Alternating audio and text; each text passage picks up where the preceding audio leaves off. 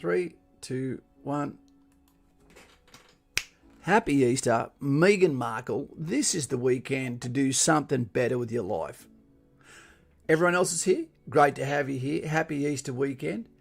The reason why we're on tonight, rather than just allowing you to go and have time with your families, I'm here with lovely Loren, who is shining. I'm here. She is because there's going to be people that don't have anyone to chill out with, that this might be a lonely time for. So what we're going to do is we're going to discuss many subjects, including the similarities of doing prison time and doing military time, because there's some very close connections. And some of the phone calls we received in the last few days sort of shine a light on that. But other than that, I hope everyone's having a great time. And remember, the Easter eggs is about Sunday. Tonight is about forgiveness and forgiving yourself.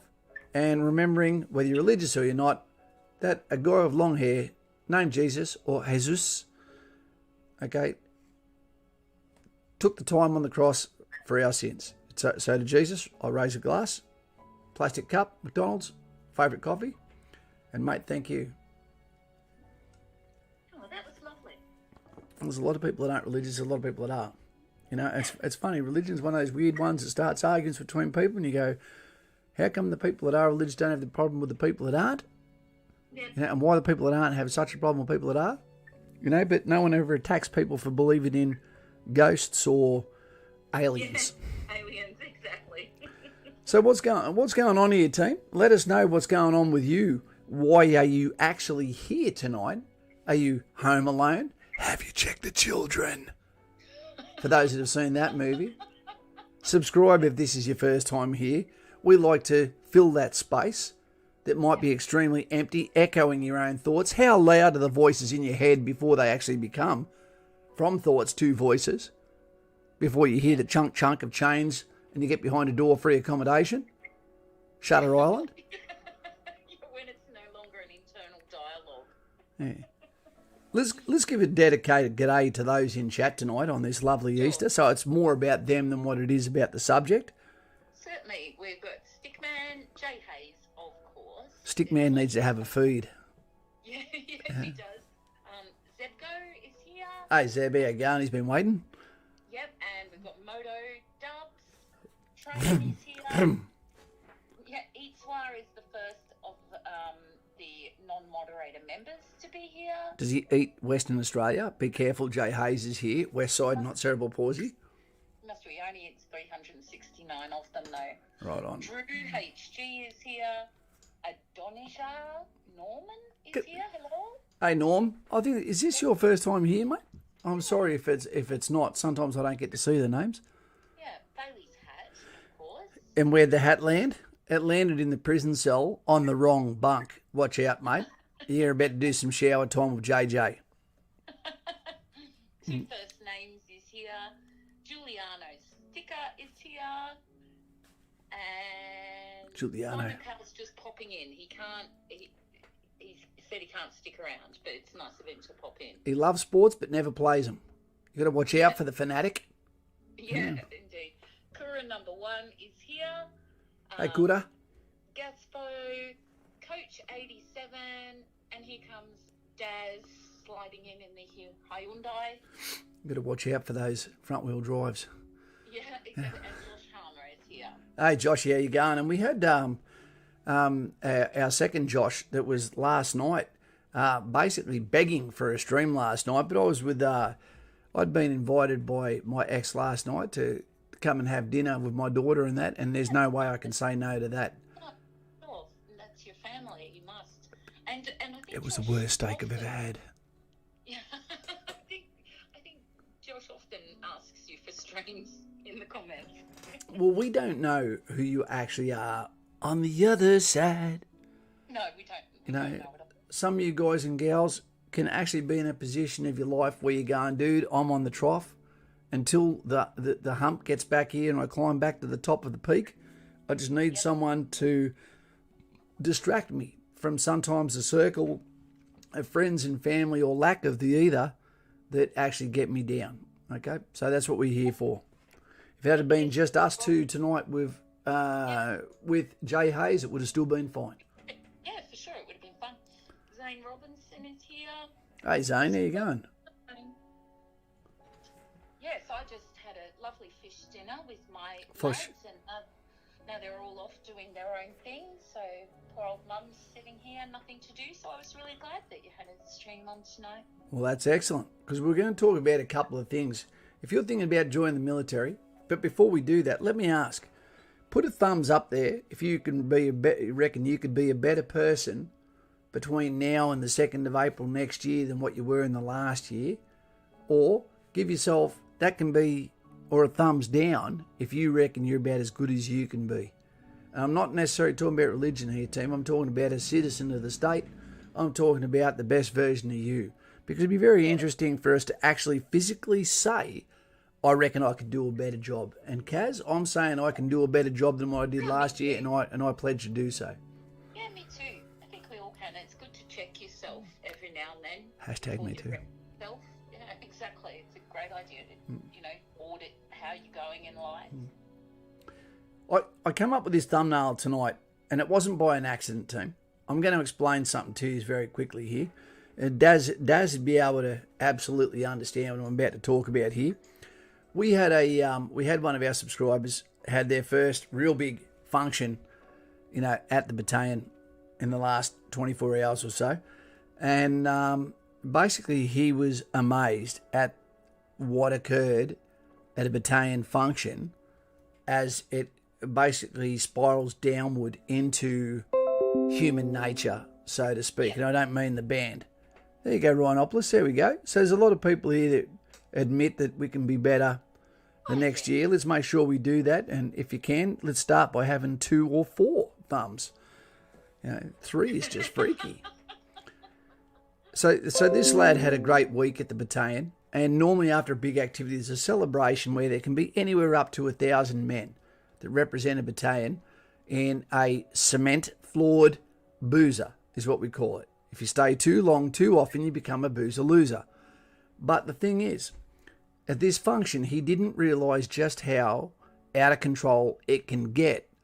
And he doesn't understand at this stage the alliances and the possibly the group dynamics between companies, platoons, previous dramas, etc. And pecking order. Pecking order, absolutely. The animal Serengeti version. And he was surprised by the levels of violence that occurred too, where at least 3 people he claimed to have seen had been knocked out in alterations. And it appeared after the platoon commanders and platoon sergeants had left, is what we always do because it's your boozer.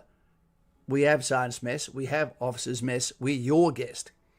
But when we leave, then there's section commanders and you call them by their first name, and lance corporals, okay, and also the privates. Now, the rules somewhat go out the door, and that's where grievances can be, sorted out. So yourself, when it's a good time to leave. If you go into a position where it's highly charged or you're a new soldier, it can be a good time to be fairly scarce. But it can also be where you make your bones, where you are there with the group. I'm not talking about violence. What I'm talking about is sitting there and drinking with your mates, bonding with your new team. But where I don't advise that is if you have not completed a hard activity yet. If it is not a battalion exercise, if it is not a mill skills competition, if it is not a tully, if it is not a long event which has allowed them to see that you are worth your salt, etc., then you may only have the title of lid and they might want to find out more about you by pressing some buttons. So all I'll say is it'd be exactly the same if you put 700 tradies there. It'd be exactly the same if you put 700 builders there. It's just the fact that it's soldiers in the absence of having women there, add alcohol, temperature, okay, some soft tempers, some are praise, some are, not so much, and you're going to see exactly what you'd expect, right? It happens, right? And we don't name names. No. If you do something or you say something and you get your just desserts, a bit of medicine, that's going to happen. You got to know when it's time to leave. And often officers need to be told, it's time to go.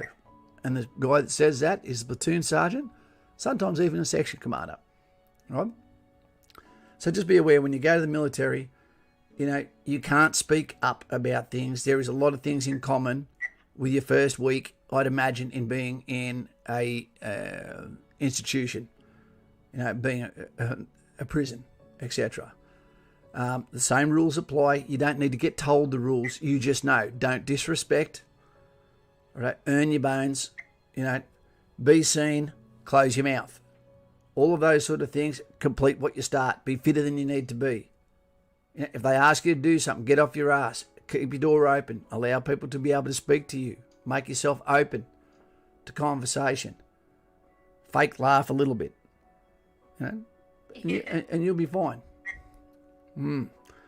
Yeah, but finishing the first few activities and being fitter than what you need to, especially if you can show that you can do the job better than half of that platoon, all of a sudden you're going to have a fairly soft landing. It's going to be good. Yeah. That sounds like good advice. Well, yeah. Big brothers are earned. You don't want someone who looks after you because they pity you.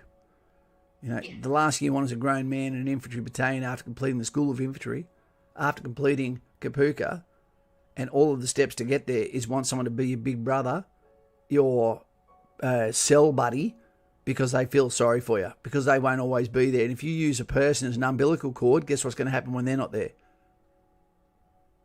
And a little bit more to that, you've got to remember that when you go in there, there's some people in there that are absolute short-timers that are going in there to have as much fun as they can in 4 years, then out the door.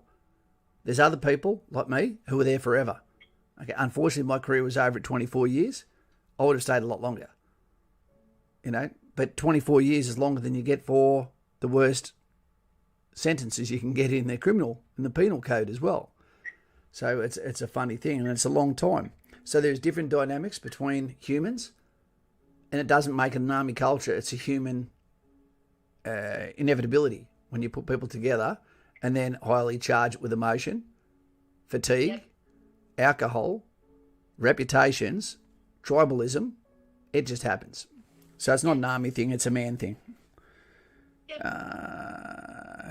Bucko would be the perfect one to do this video. He's a prison guard now. Yep, for sure. He goes back to the zoo tomorrow. Yep, there you go. Kynan has asked, Peppers. Any advice for a straight shooter then? A straight shooter?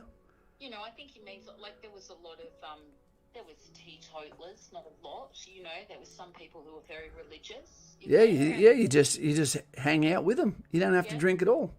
Yeah, exactly. Just be, just be true to yourself, be strong. And let them know, when in doubt. I'm an asset, dude. It'd be like being a tattooist in prison. No one's going to bash that dude. You go, dude, I'll give you a lift into town. They're going to go, whoo, awesome. Yeah, exactly. Yeah. You don't have to hang out once you get in there. No, exactly. And it's a bit like life. You do need to be careful who you make friends with, because there are all kinds of personalities and all kinds of folk everywhere in any workplace. So just apply the same rules. Look, it's true. And everyone, but who you become really good mates with is up to you. Yep, and the hard thing about the military is you're in people's back pockets, every minute of the day, especially before you've got a wife and settle down and rank, etc., where you're with them before work, during work, after work, and then outfield sometimes for 3 months without a day off, in the same area, which is only a little bit bigger than a lounge room. You reckon you can't make some enemies? Absolutely you can. Mr. Buck Rennie's saying hypo-hysterical history? Hypo-hysterical history?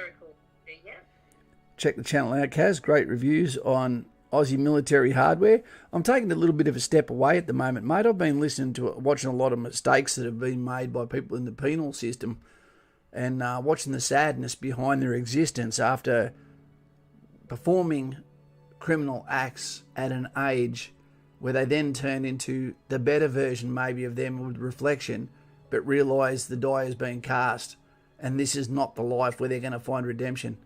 So Yeah, I look at the vast things. I've got to step away from army every now and then. I've had me time. I'm here to help those get in, but I don't actually find it very interesting, to tell you the truth. Exactly. It's like I can't watch any tattoo TV shows because it's just so boring and frustrating. It's like being at work. Yeah, I get that. I absolutely do. So it's not that great. Aisha Khan, cool name. Yep. She wanted to know if you could tell her about being a legal officer. She's studying law and would love to be a lawyer in the army. I did direct her to the recruiting website because they probably have, pretty good information on that. A legal officer in the army is probably one of the best sort of law industries you can be in, if not underpaid, because you're not necessarily going to be doing he's innocent, he's guilty, etc. You can be dealing with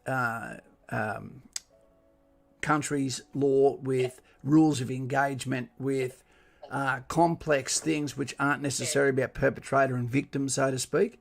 And yeah, exactly. It would be an interesting job for sure, and if you're interested in it, I'd say go for it. The only thing you'll have in common with being a soldier, but is the fact you're wearing a uniform. It is not a military real thing. It's an SSO. You're basically there. They'd prefer you to, I dare say, to be a lawyer before you actually got there, and they'd normally take them from the Army Reserve, okay, like they do with medical officers, etc. So just to have that in your back pocket.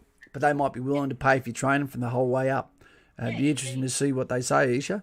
Yeah, so stick around and let us know how you go, and you are very welcome here, because I don't think I've seen your name before. So yeah, make sure you subscribe if you can. There's a man who can get things done. A mechanic. Crony says alcohol was the cause of a lot of problems in the army, and out of it is too, but that is actually sadly true. It is. So, don't be an idiot about it. It's also about your health as well. So take care of yourself. And in the absence of women, a lot of men will misbehave. Sometimes we check ourselves when there's ladies there. We've got the RY Gamer, which is Ryan, for those that don't know, photographer, Twitcher, and I don't mean someone who's on the drugs that killed River Phoenix. He's a great guy. Gaspo, there's someone with gastro. Yeah. Okay, Aisha, just subscribed. You are very welcome here, Aisha. Manda Hug and Kiss. God, I love that name. It makes me smile every time I see it. She wants to know what's going on, Kaz and Loren. Not too much, mate. It's Easter, and what we're here for, we said it at the start of the stream. And for Aisha, who's just got here now, the reason why we do this, okay, what we're doing is because we didn't expect many people to be here on Easter.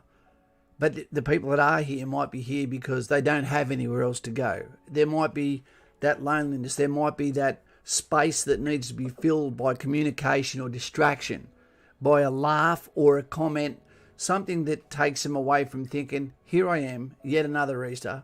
So much has happened in my last year, and here I am alone.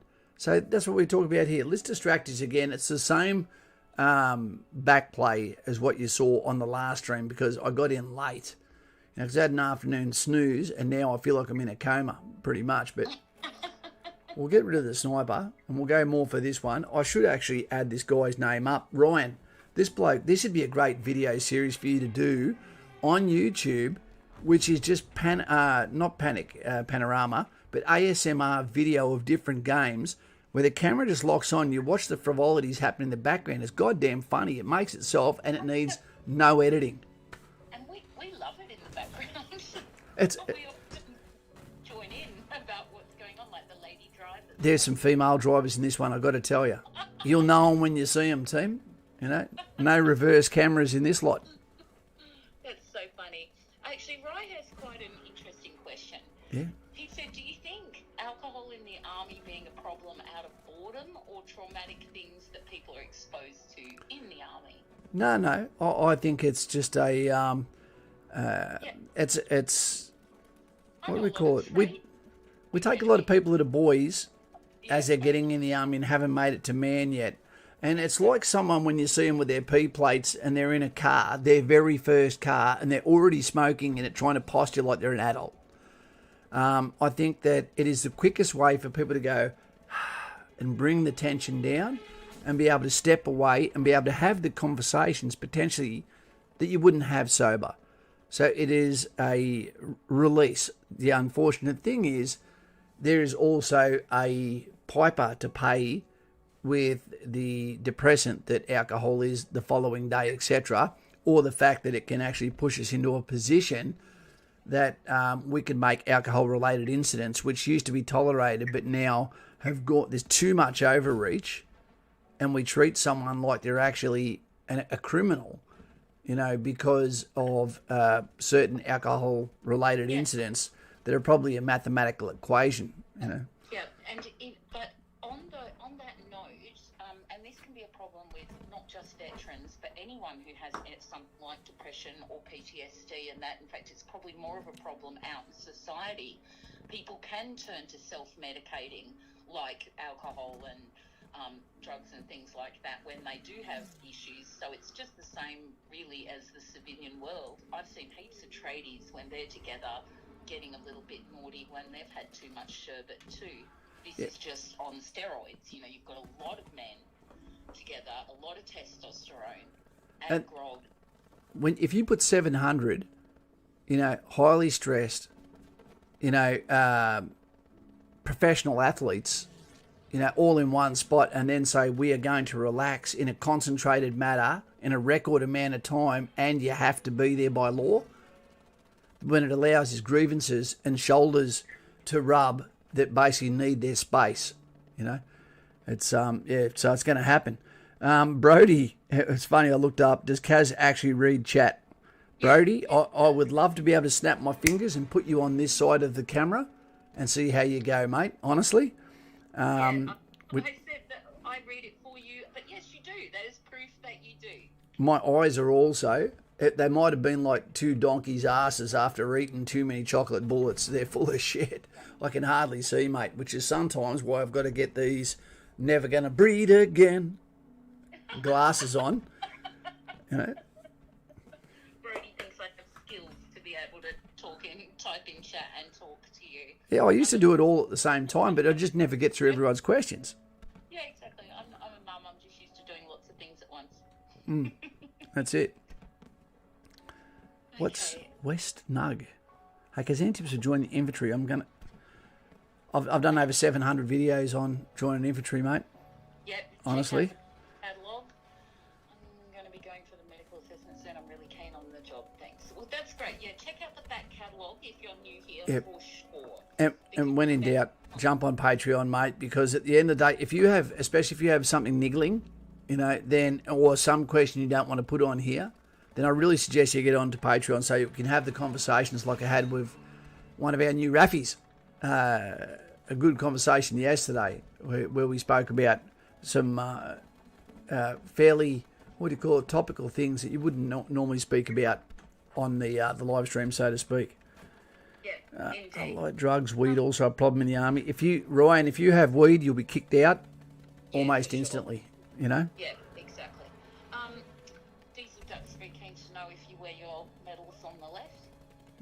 I'd like to say, I wear my medals on the left. Yeah, wanted to know what you think of the song.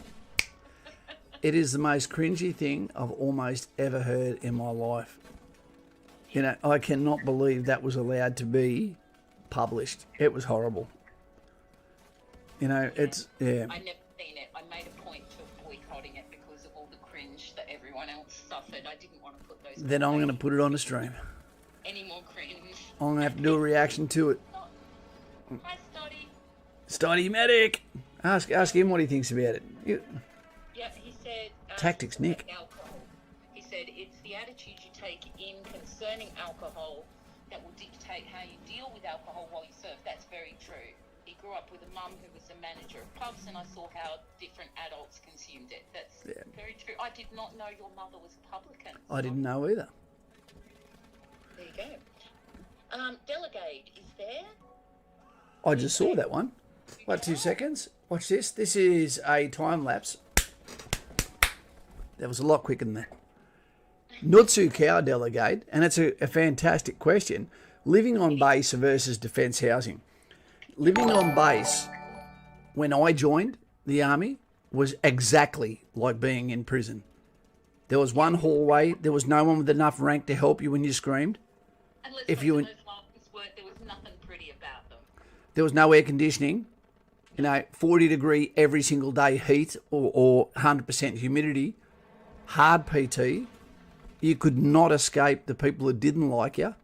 And even the people that did like you could get sick of you. Yeah. You could not escape. Now it's individual housing, on barracks accommodation, air conditioning, double bed, little entree, a balcony. You've got an ensuite.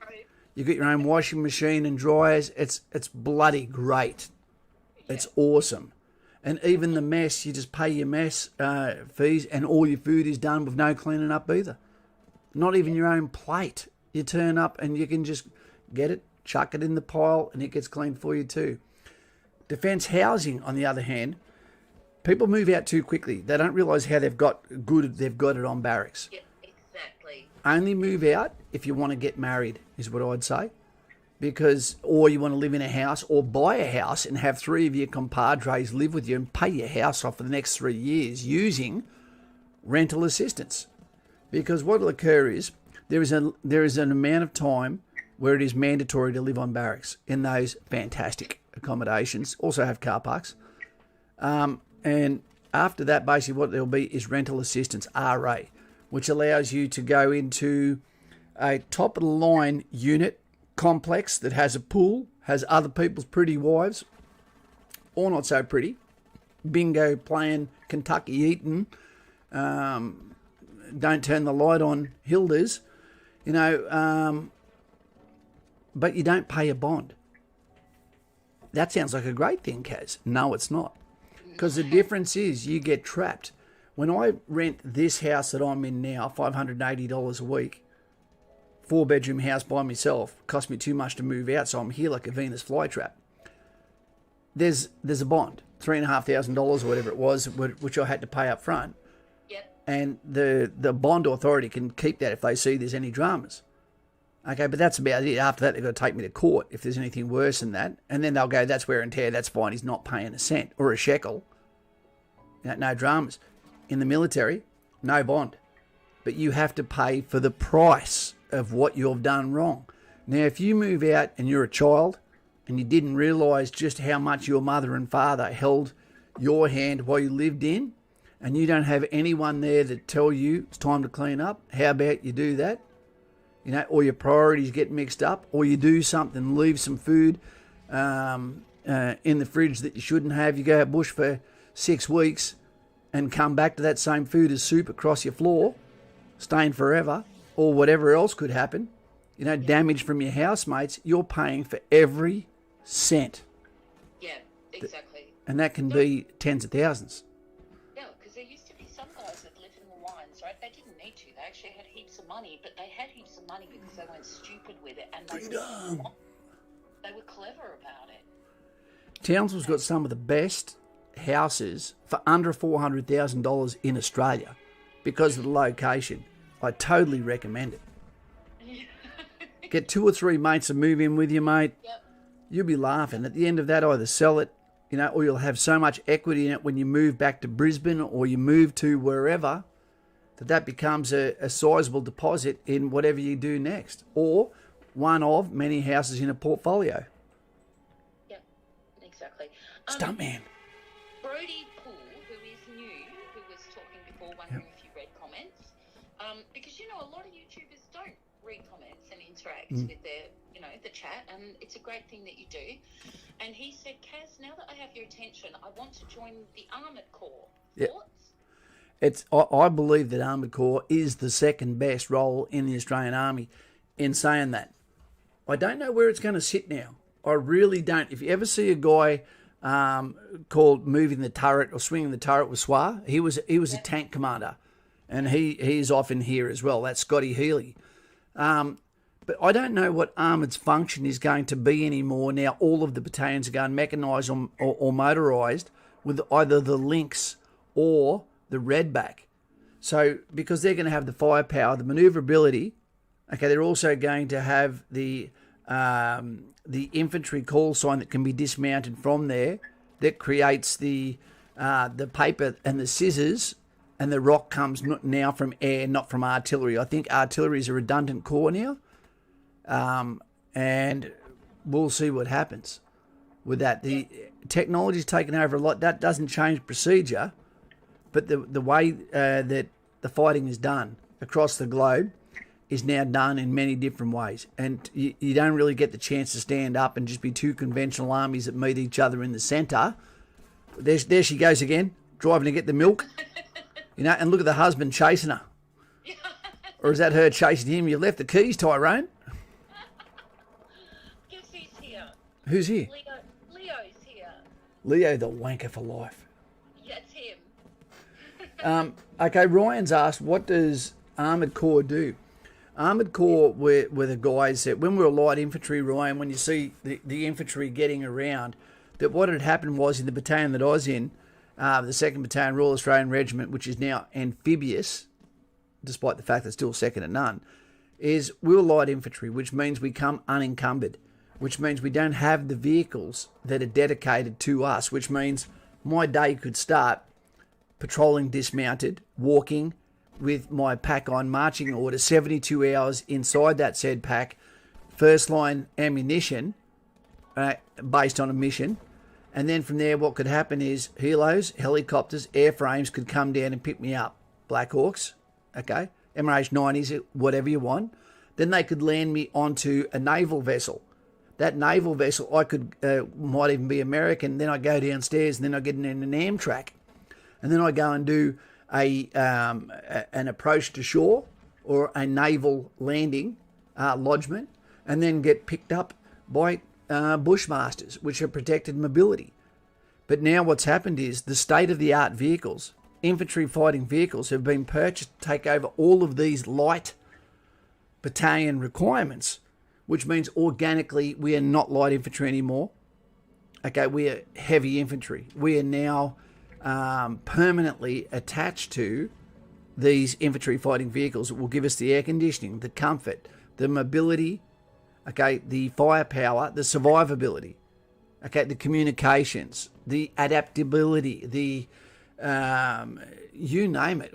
It is a fantastic time to be an infantry soldier. It really is.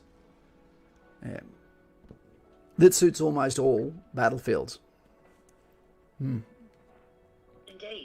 The perfect banjo. Does that mean it plays itself? Perfect banjo is in the Netherlands, isn't it? Oh, guess what? What? Sorry, I've got to interrupt you. The perfect banjo is currently at the Honeysuckle Hotel because he's just finished hardcore, which is the culminating activity of the School of Infantry, which is the last thing that he has to do where he can fail other than for administrational purposes. The Honeysuckle Hotel, I'm about to spend 7 days there, from the 20th of April to around the 27th. Ah, there you go. It's got the water. It's got the calamari. Sad day for calamari. It's the only ring I like around my finger. Where the music's great, food's great, the view is beautiful of Newcastle Harbour, owned by the Red Corn Ship, however. A beautiful place this time of year for Anzac Day, lest we forget. Guess what? What? Cassie Devil is off on Monday. He wants to know last minute advice. Take some extra money because you're from Tasmania. You're going to need 2 hats. Having 2 heads. Your sleeping bag. You're going to be in there for winter. Your life is going to suck for 6 months, mate. I hate to tell you, but I can't wait to hear more from you, and it's going to be fun. Where's Ryan saying? Right. So as a member of the Armoured Corps, you just drive vehicles. You're basically like, they are a gun platform, and you can be in ASLABs, etc. And I believe the Boxer is going there, but I don't believe it's actually purchased yet. So they can actually use those weapons. The 15mm cannon, 30mm cannon that's going to be getting used with the new weapons, the new infantry fighting vehicles, already surpasses what they've got. That's why I don't understand where they're going to be. Armoured Corps also is where we have tanks, but tanks are pretty much getting called redundant now too, because their inability to survive on the modern battlefield against modern technology. Epic fail, Joe Biden, #1. We know that's fake news. Yeah, exactly. You can't trust a guy that can't get up a set of stairs. Exactly. Salute the Marines. Bullfrog wishes Australia still had paratroopers. No, you don't, mate. No. They caused all the back injuries, all the lower limb injuries, without doing a single operational jump. The people that are doing the jumps from the 2 Commando and SASR, from our Special Forces fraternity, and they're using good parachutes as opposed to the low altitude chutes that our infantry soldiers wore. The 3rd Battalion was a fantastic battalion, Old Faithful. Kapiong Day, 24th of April, is their heyday, big day, where they beat the Red Corn Chip in Korea. Taking more than 2K craniums, off this planet, while standing their ground with the Canadians of the Princess Patricia's Light Infantry Battalion.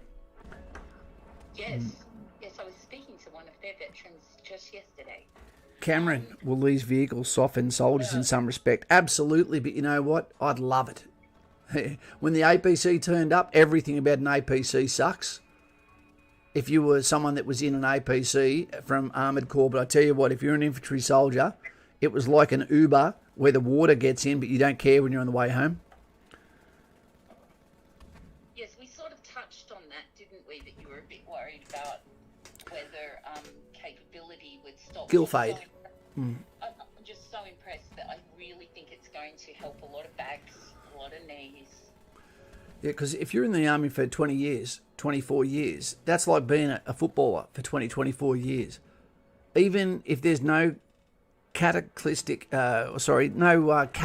situations, just through doing repetitive actions for that many years, you are going to feel almost like a cripple, okay? Like I do. But I'm still in fairly good nick. Yep. Lee got a great question here. Yeah. He said, Kaz, would the light armour make our infantry more expensive to maintain and deploy? About 10 times more, I'd imagine, or more. Because this is the same 8 guys in the back that now also have 3 guys as crewies, commander, and possibly gunnery. So that which normally would be the MSS. So you're probably adding more than $10 million per section. But maybe it's also highlighting the fact that we need to make ourselves look more dangerous in the global eyes of those that are trying to push against us a little bit. And you know who I'm talking about. Yep, indeed. Where are we up to? Sorry, I was just watching chat. I got caught up in it. Ryan just asked a good question too. Those low altitude shoots, brutal. If you've ever seen someone land with those, Ryan, you're exactly right. And I've had mates that are half crippled, and I've had guys that are actually out of the military because of single jumps that take my back away. Oh. Yeah, it's true. It can sound like people getting hit by cars. Yeah, You hear that? The sound of their air comes out, and then when someone goes, "Oh, parachute's a good idea," you go, "For who?" Yeah. Yeah, exactly. Yeah, exactly. It's worth saying it will save a lot of needless injuries. Yeah, possibly that's true. And I think some of them start as minor injuries, don't they? And probably that could help them not become serious, things. Like Bullfrog says there, the paratroopers are awesome. Okay, and I tell you now, from if I was a threat force, I'd be shit scared of paratroopers. Absolutely. To think that you've got guys who are going to hit the ground with 100% iPhone charge, still good to go if they're not injured, hitting the ground and being right in my backyard when everything I'm doing is facing that way, but they're actually coming from behind me after all the work I've done to defend my position to the front. A good example of that is Plan 17. Where the Schlieffen plan, that was a French one, when the German plan was to go around straight behind their Plan 17, their guns that were cemented in facing in one direction. And I'm not talking about the band, which is also Ryan's favourite band, One Direction.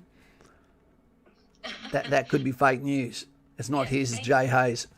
Yeah, a mechanic has just asked, would they jump with full kit? Yes. Light? Right, there you go. And if you're a big man, if you're a big guy, do you know what they do? They give their kit to the small guy. And then he has to jump with their kit. And do you know what that means? You all hit the ground hard. Is that true? Yep. Because it can only hold a certain amount of weight. And if a guy weighs 30 kilos more than you, it's not fair for him to hit the ground like that and be potentially a guaranteed injury or hit the ground harder. It might even be that you just carry the gun to hit the ground, then you give it back to him, and then he chucks you the thigh back. Okay. There you go. I didn't know that. Rye has said the idea of a paratrooper is awesome. The actual thing of a paratrooper who has 2 sprained ankles and a blown knee trying to run at you isn't. Yeah. And there's no difference between someone who has been wounded from enemy and someone who has been wounded from gravity. It's still someone now that the call sign can't leave behind that has to be extradited from there, and that becomes a liability for the call sign that's moving, or may have to leave that person behind for those that come in after and then mop up, the injured, which is one of the reasons why I used to have Siloom sticks. So the first thing you do is you snap the Siloom stick to say, I need a goddamn medic here right now, and then they snap the stick, which is the penthane whistle, and put that in your mouth, just like you're a sailor giving consent in a prison cell, and say, suck on that. Make the pain go away. Yeah. Is that pethidine? Penthane whistles. Oh, right. And make some people feel sick. Right, yeah, because pethidine makes me chunder. I couldn't. Yeah. Yeah, it's gross. It's like eating broccoli and also, what's that other filthy weed? Cauliflower. I love both of them. Goddamn bonsai trees that turn me off them. I love both of them. Stop it. Take that back. Here's one that I wanted to quickly ask about, Loren. Okay. Okay, I'm going to ask this to you as a question, team. There's a discrepancy between ages, maturity, adult, youth, etc. in chat. I get that. Mm-hmm. What do you think should take precedence? Should it be your year 10 and year 10 English and maths, certificate, or should it be the aptitude test, which every single person does anyway, regardless of their work history, once they go to recruiting? Because it's got nothing to do with intelligence, how you went at school. It's got to do with how hot was the chick that was saying yes in front of you. Exactly, and you can study hard for something you really want. Yep. And you can do really well on it, or you could take remedial, lessons. I'd say maybe the aptitude test. So would I. Because your school certificate might have dummy stamped on it, need not apply. Yet you go and do the aptitude test and it turns out you just weren't inspired by your teachers. Yeah. Okay, exactly. Or you didn't care about those subjects, but you have that raw Elon Musk excellence just waiting. And as soon as you're around people that invoke passion, you're good to go. Yeah, so exactly. I don't know why you do both. Yeah. Why have the aptitude test if all they want is a pass in English and maths? There'd have to be something that then comes in with English to show that you have the ability to be able to write something. Yep. And comprehension and that. Yeah. Yeah. That it's evidence of the ability to do the minimum. I understand that. Look, it is, but the aptitude test is more important because that's an actual truth of where you are in problem-solving capability. It was designed for military in the first place. That's why IQ tests were created. And there's all the IQ tests, if they are randomly promulgated to 20 different people, and you go, that's not fair, they got a different test to meet, no worries, you can do his test. And if you do 20 tests, you're always still going to be in the same band of IQ. So there's a fairly accurate representation of what percentile and what jobs that you are good to go for in saying that, it'd be interesting to see what Ryan's thoughts on this are. Hey, Loz, how you going, lovely? Almost winter soon, which makes it comfortable in the west here. Okay, gun violence in the background. What was I going to say? The other thing, Ryan, is a plane or a doctor. We all know that anyone could be a doctor, pretty much, almost. Anyone could be a doctor. Anyone could be a pilot. It comes down to, was that your passion? If that's your passion, it's amazing what you can do. You just need either more time or you need to learn in a different way and maybe one-on-one tuition until you get it down. The aces, when they were pilots, when they were snipers, when they were almost anything in either the business world, etc., are normally those that made it because they were different, and different is great. You know, they didn't do what the tutor tried to cookie cut and make them to be. They found their own bones and then became the best because they were different. They stood out. You couldn't see them coming. Fair enough. That's good. I know this is something we've probably talked about before, but would you just be able to go over it for those who are new here? What do they mean when they say priority role, when something's a priority role? A priority role normally means, just say there's 142 jobs in the military. There might be 4 that are priority roles, and that means that they don't get filled. And a priority role, if there's 140 jobs, what would that probably tell you? It's probably a job no one wants to do. You know, so that means that you might be able to jump the line to become an army cook. You might be able to jump the line to become an MP, or jump the line because it could be something that is highly sought after, which might be pilots always. Yeah, or an officer or something. Or certain officers, etc. Yeah, which has a higher standard, so there may be less people who meet that standard. And infantry will go back and forth from being too many to not enough, to too many to not enough. Yeah, exactly. Yep. Aptitude test says Chongo. I always think of the gorilla when I see the Chongo. We all think of something different when we see Chongo, don't we? Yeah. Chongo can also be a kebab coming out when you get out of the taxi. You know, when you collapse on your grass in front of your house. I'm going to have a Chongo. Yeah, that's true as well. Yeah. Fire Russian. What a name is that? Was it Fire Russian? Yeah, there you go. How I performed at school is far overshadowed now, as I am an adult. School result does not define the person now. Absolutely. So, that's true, but I do understand Stickman's point. It's a sort of holistic view of how you did it, everything. Yep. So it's not just English and maths. So I think, you know, those of you who are in school, don't just give up on year 10. Absolutely not. Do your best that you can. Yeah, and it also shows too that if you have 1,000 applicants in front of you, okay, grab everyone that doesn't have year 10 in maths and English. Okay, that's those 70. Now we've only got to go through 930. You know what I mean? It's a disqualification thing, and it's also, you could say it's the flagstone. It is the, how much do you want this? Are you willing to wait to go and get the TAFE? You know, you remember in New South Wales, you pay for your own training to be a police officer. Yeah. So, yeah. Okay, Cameron Murphy has said he's going for a priority role at the moment and looking like might get a medical waiver because his eyesight isn't good enough. What role are you going for? Yeah, what role is sniper? That would be There's someone moving. Yeah. There you go. Judge Cello is here. Hey, Cello, how you going? I'll be beside you if the Titanic goes down. Yeah, indeed. You just keep playing. Toast is here. Toast. Started off as bread, made it all the way to toast.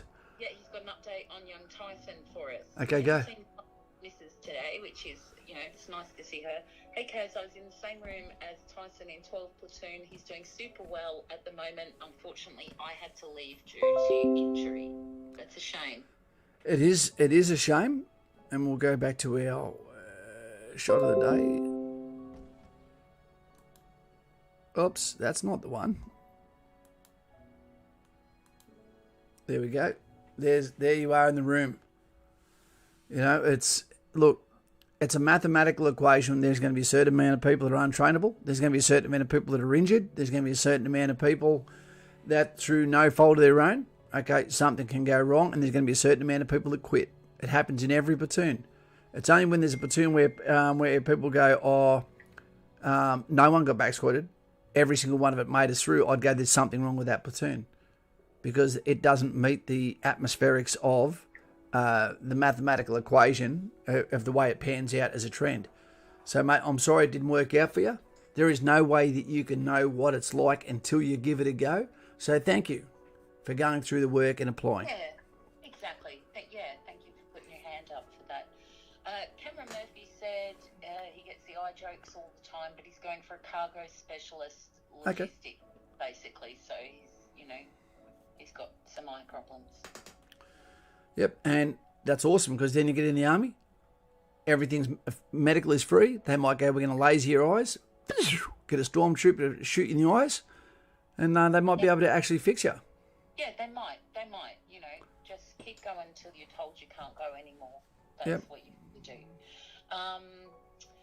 Tassie Devil, I was wondering what Tassie Devil's last meal's going to be, because that's getting close. Probably an Easter egg. Could it be tripe? And Tassie Devil wants to check that he is in the book for Monday. Let's have a look at the book, said book. Yeah, let's see who else is going on Monday. If anyone's joined the military and this is your first time here, this is the green book. It doesn't really show up because of the green screen.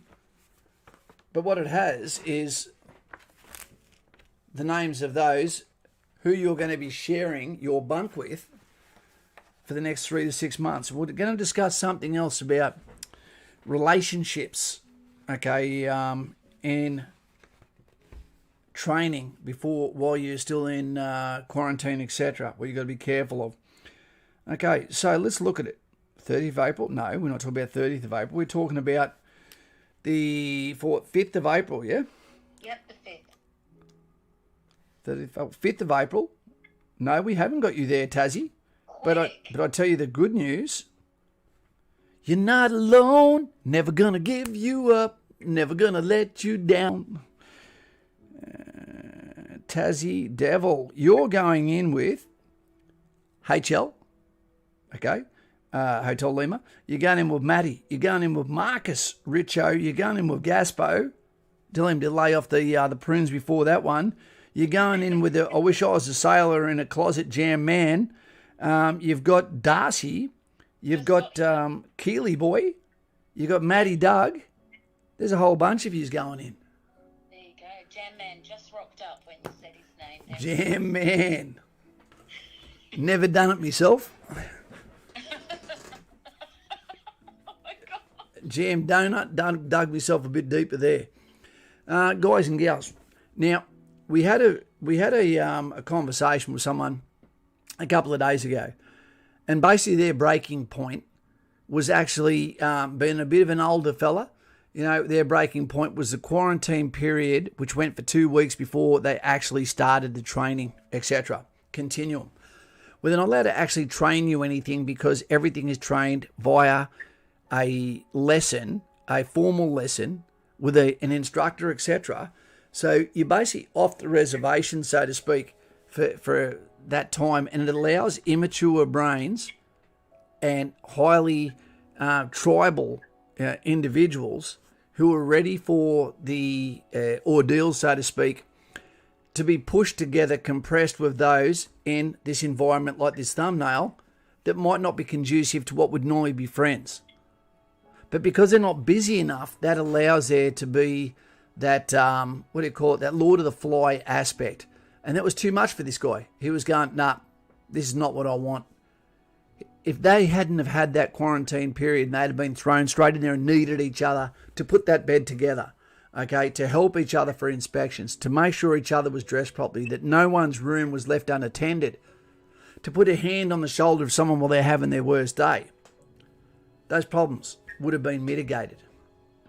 So remember, when you go into this is a game show. You don't have to like it. It's a mandatory part of the resilience of becoming a team member and understanding that communal enemy is the mission. Okay, not the guys that are with you. Do not mistake brothers with mates with friends. Mates are there for the moment when you need them.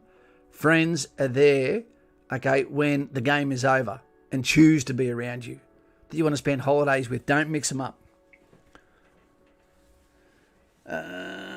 Liz stole my real name. The mechanic, someone stole his real name. Maybe it's you, mate. I don't think so. I think he'd know if he was off, don't you think? Joshy Fawn's chicken dinner. Not on Easter, which is not today. But today is the day you can't eat meat, Good Friday. Yep, have some fish. Yeah. Although, I'll let you in on a secret. I don't think God really cares. About what? Any little ritual we do. Oh, yeah, tell me after I've gone a whole day without eating the meat, said the sailor. Oh, but I like traditions, though, so, you know, there's nothing wrong with that. A sailor once told me I love the sausage, you know, and I think to myself, is there any actual meat and sausages we get at the butcher's anyway? Yeah, there's definitely none in there. Can you eat Hungry Jack's, that perfect patty? Yeah, exactly. I'm scanning for Brody Poole now because I'm scared he's going to catch me out not reading chat. Yeah, I know. You better become a member, Brody, because you've given me a micro PTSD for chat now. Yeah. No, it's okay. It's okay. I think Brody gets it now. We don't see all the comments because sometimes chat moves fast, you know. Fish fingers are fine, Jay. That's fine. Still fish. Fish is good. You know what? I think it's the ultimate racism. So if you're a cow, you're off the list. If you are a lamb, you're off the list. Oh, but it's okay to go and suffocate a fish for 40 minutes on the deck on Easter and then go, you're going to have the worst sunburn of your life and scrape your scales off against the grain and then eat him. You don't hear him complaining about bloody identity politics. So if fish don't do it, maybe humans shouldn't either. Fish on Anzac Day, poor bastards. What about the prawn? It went to school. And just because of that, I'm going to eat you by the class. I'm going to put some spicy sauce on your back, you little crustacean fucker. Pardon the language. Like, so what do you mean, what am I talking about when I'm talking about Tassie Devil? Because there's a takeaway shop here, which I was really shocked to see because I'd never seen it. I've been to lots of states in Australia, but I'd never seen legs and breasts until I got to Tasmania. What are you talking about? It's a takeaway shop. Oh, okay. It's kind of like a Red Rooster sort of setup, and it's called Legs and Breasts. Do you know what's really small world about that? What? One of my great mates, her family owns it. Really? There you go. Yeah. Yeah. There's nothing wrong. Legs and Breasts is great. I haven't heard that for years, but I remember when she told me her parents' chicken shop. I was like, who would call it that? It's an institution here. Sounds like a porno. That's so funny. Indeed. Joshy Fawn's here. He is. G'day, mate. Love my legs and breast. Yours or someone else's, Kanan? Yeah. How's this for a name? Downtown Brown. Downtown Brown. It's good to be a soldier on Anzac Day. Yeah. I can tell you something there, Brownie. Do you know the worst thing about Anzac Day for me as a soldier? It's my birthday. When people see it's your birthday on Anzac Day, they can't wait until no one's buying you a drink before 10 in the morning. But about 3 o'clock in the afternoon, you look up and it's almost playing a game of drunken solar. As a soldier, let's make this kid turn green. You know, all of a sudden everyone wants to buy you a beer at the end of the day on your birthday. You're going, well, good on you. And they've probably swiped it off some other bloody pusser's table anyway. You know, so it's warm. And maybe even VB, the vermin broth. Yeah, it gets crazy on Anzac Day, doesn't it? I'm always tucking someone in at about 3 or 4 in the afternoon. Oh, that taxi on the way home after Anzac Day, when you feel like you've got gout, you feel like you've also got you've got the thrombosis in your calf muscles from being on flat feet shoes all day. Yeah, and you've been up since the crack of dawn, literally. Yeah. May or may not be missing a tooth. Yeah. You know, may have another one in your knuckle, going home for a domestic dispute, you know, regardless of what you've done. It's Anzac Day. What did you think was going to happen? Exactly. All plans are cancelled. Yeah. Exactly. Lest we forget. Yep. Exactly. And you know, it's a good day. Yeah. Usually we have a game of 2 up, and most ladies on Anzac Day, I'd advise you just take your partner's phone, put it in your, don't let him take it, and go, I'll either be at the police station or the hospital to pick you up. Yeah, well, I sometimes hang around for a little bit, but then I leave because, you know, the messier things get, the more I want to go home. And I'll make sandwiches for when they get home, little triangle sandwiches for them to enjoy. How good would that be? Yeah, it is good, but sometimes I'll stick around and I'll get a piggyback home so I can wear nice shoes. Yeah. Who are you with downtown, Brian? Are you just don't tell us necessarily too much, but tell us what call you're in, mate, so we can do a bit of a call out to those lads and ladettes. Yeah, Chongo's off. Bye, Chongo. Bye, Chongo. See you, mate.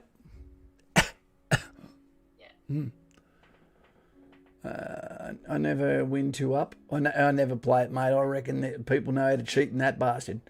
How the Marines always ended up taking my money. I'm pretty lucky. I'm pretty lucky at 2 up. I'm not good at crown and anchor.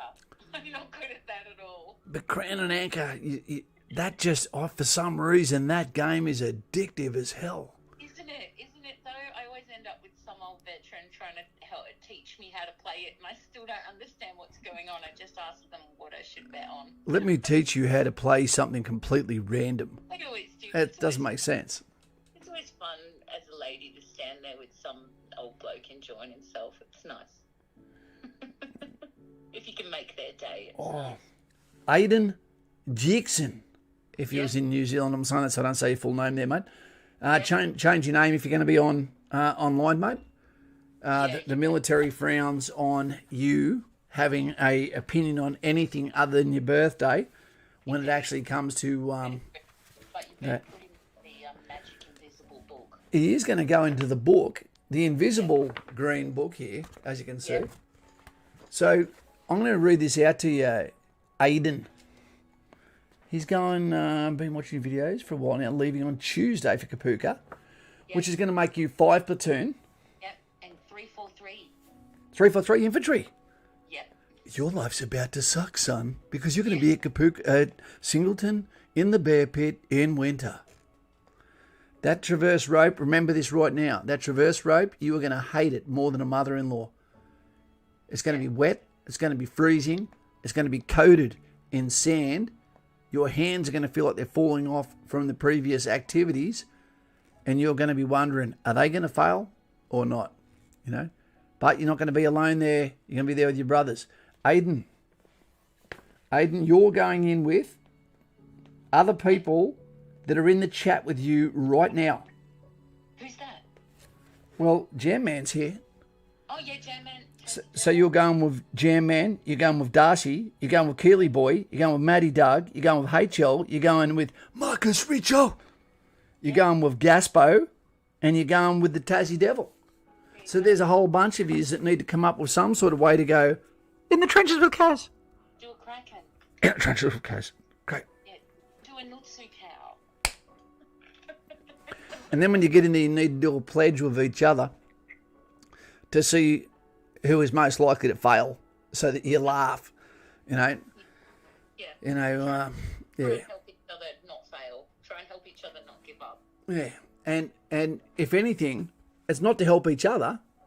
You go in there with the skills you take from being here, and you make sure you project that to help your buddies. And I've got videos on what you should do in my playlist, exactly what you should do as when you first get to Kapuka. About calling your mates in, calling your section in. Yeah. Sit them down. Make that contract to each other before you've got a chance to hate each other. Before someone turns out to be the clown idiot. Yeah, Tassie Devils had a great idea. Just say Coca-Cola is your favourite drink. So what do you drink? I'm a Coke man. Yeah. But people might actually just genuinely like Coke. Just wear that hat. Wear your hat like this. Okay, right to the oath of affirmation. Maybe it's the opposite one and you actually hold a Pepsi. Because it's normal you're going to have a Coke. If you're holding a Pepsi, someone's going to go, ah. But then you accidentally make friends with a Pepsi drinker.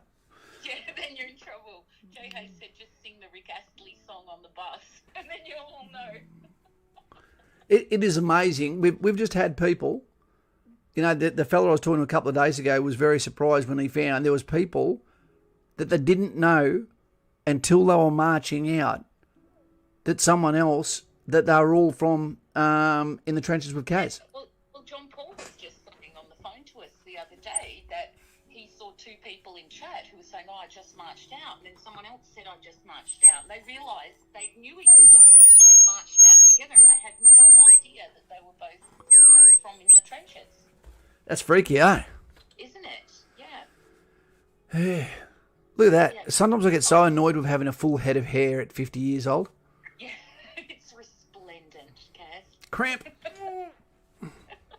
It's resplendent. Lightfoot would like some of your attention. Ah, Lloydie, how you going, buddy? Yeah, nothing in particular, just a bit of attention. Salmon teriyaki for dinner. Yeah. Well, guess what there, Lloydie? I've just looked up, and you can look it up, fantastic videos. The Crown, it's not a casino anymore. Barangaroo lost their licence to be, at this stage, to be a Packers casino. But it's the first 6-star hotel in Australia. And they've got a buffet there, which is like $110, $120 or whatever it is. And it has got almost every animal it's ever gave its life for your taste buds. So when I saw salmon there, I thought, dude, Jam Man, let's make it Pepsi. Pepsi, if you have a can of Pepsi, that is the symbol that you are in the trenches with Kaz. Because it's like the Antichrist, so to speak. Oh, what do we got there? Tack Crow. We have. See, the hairstyle gets them.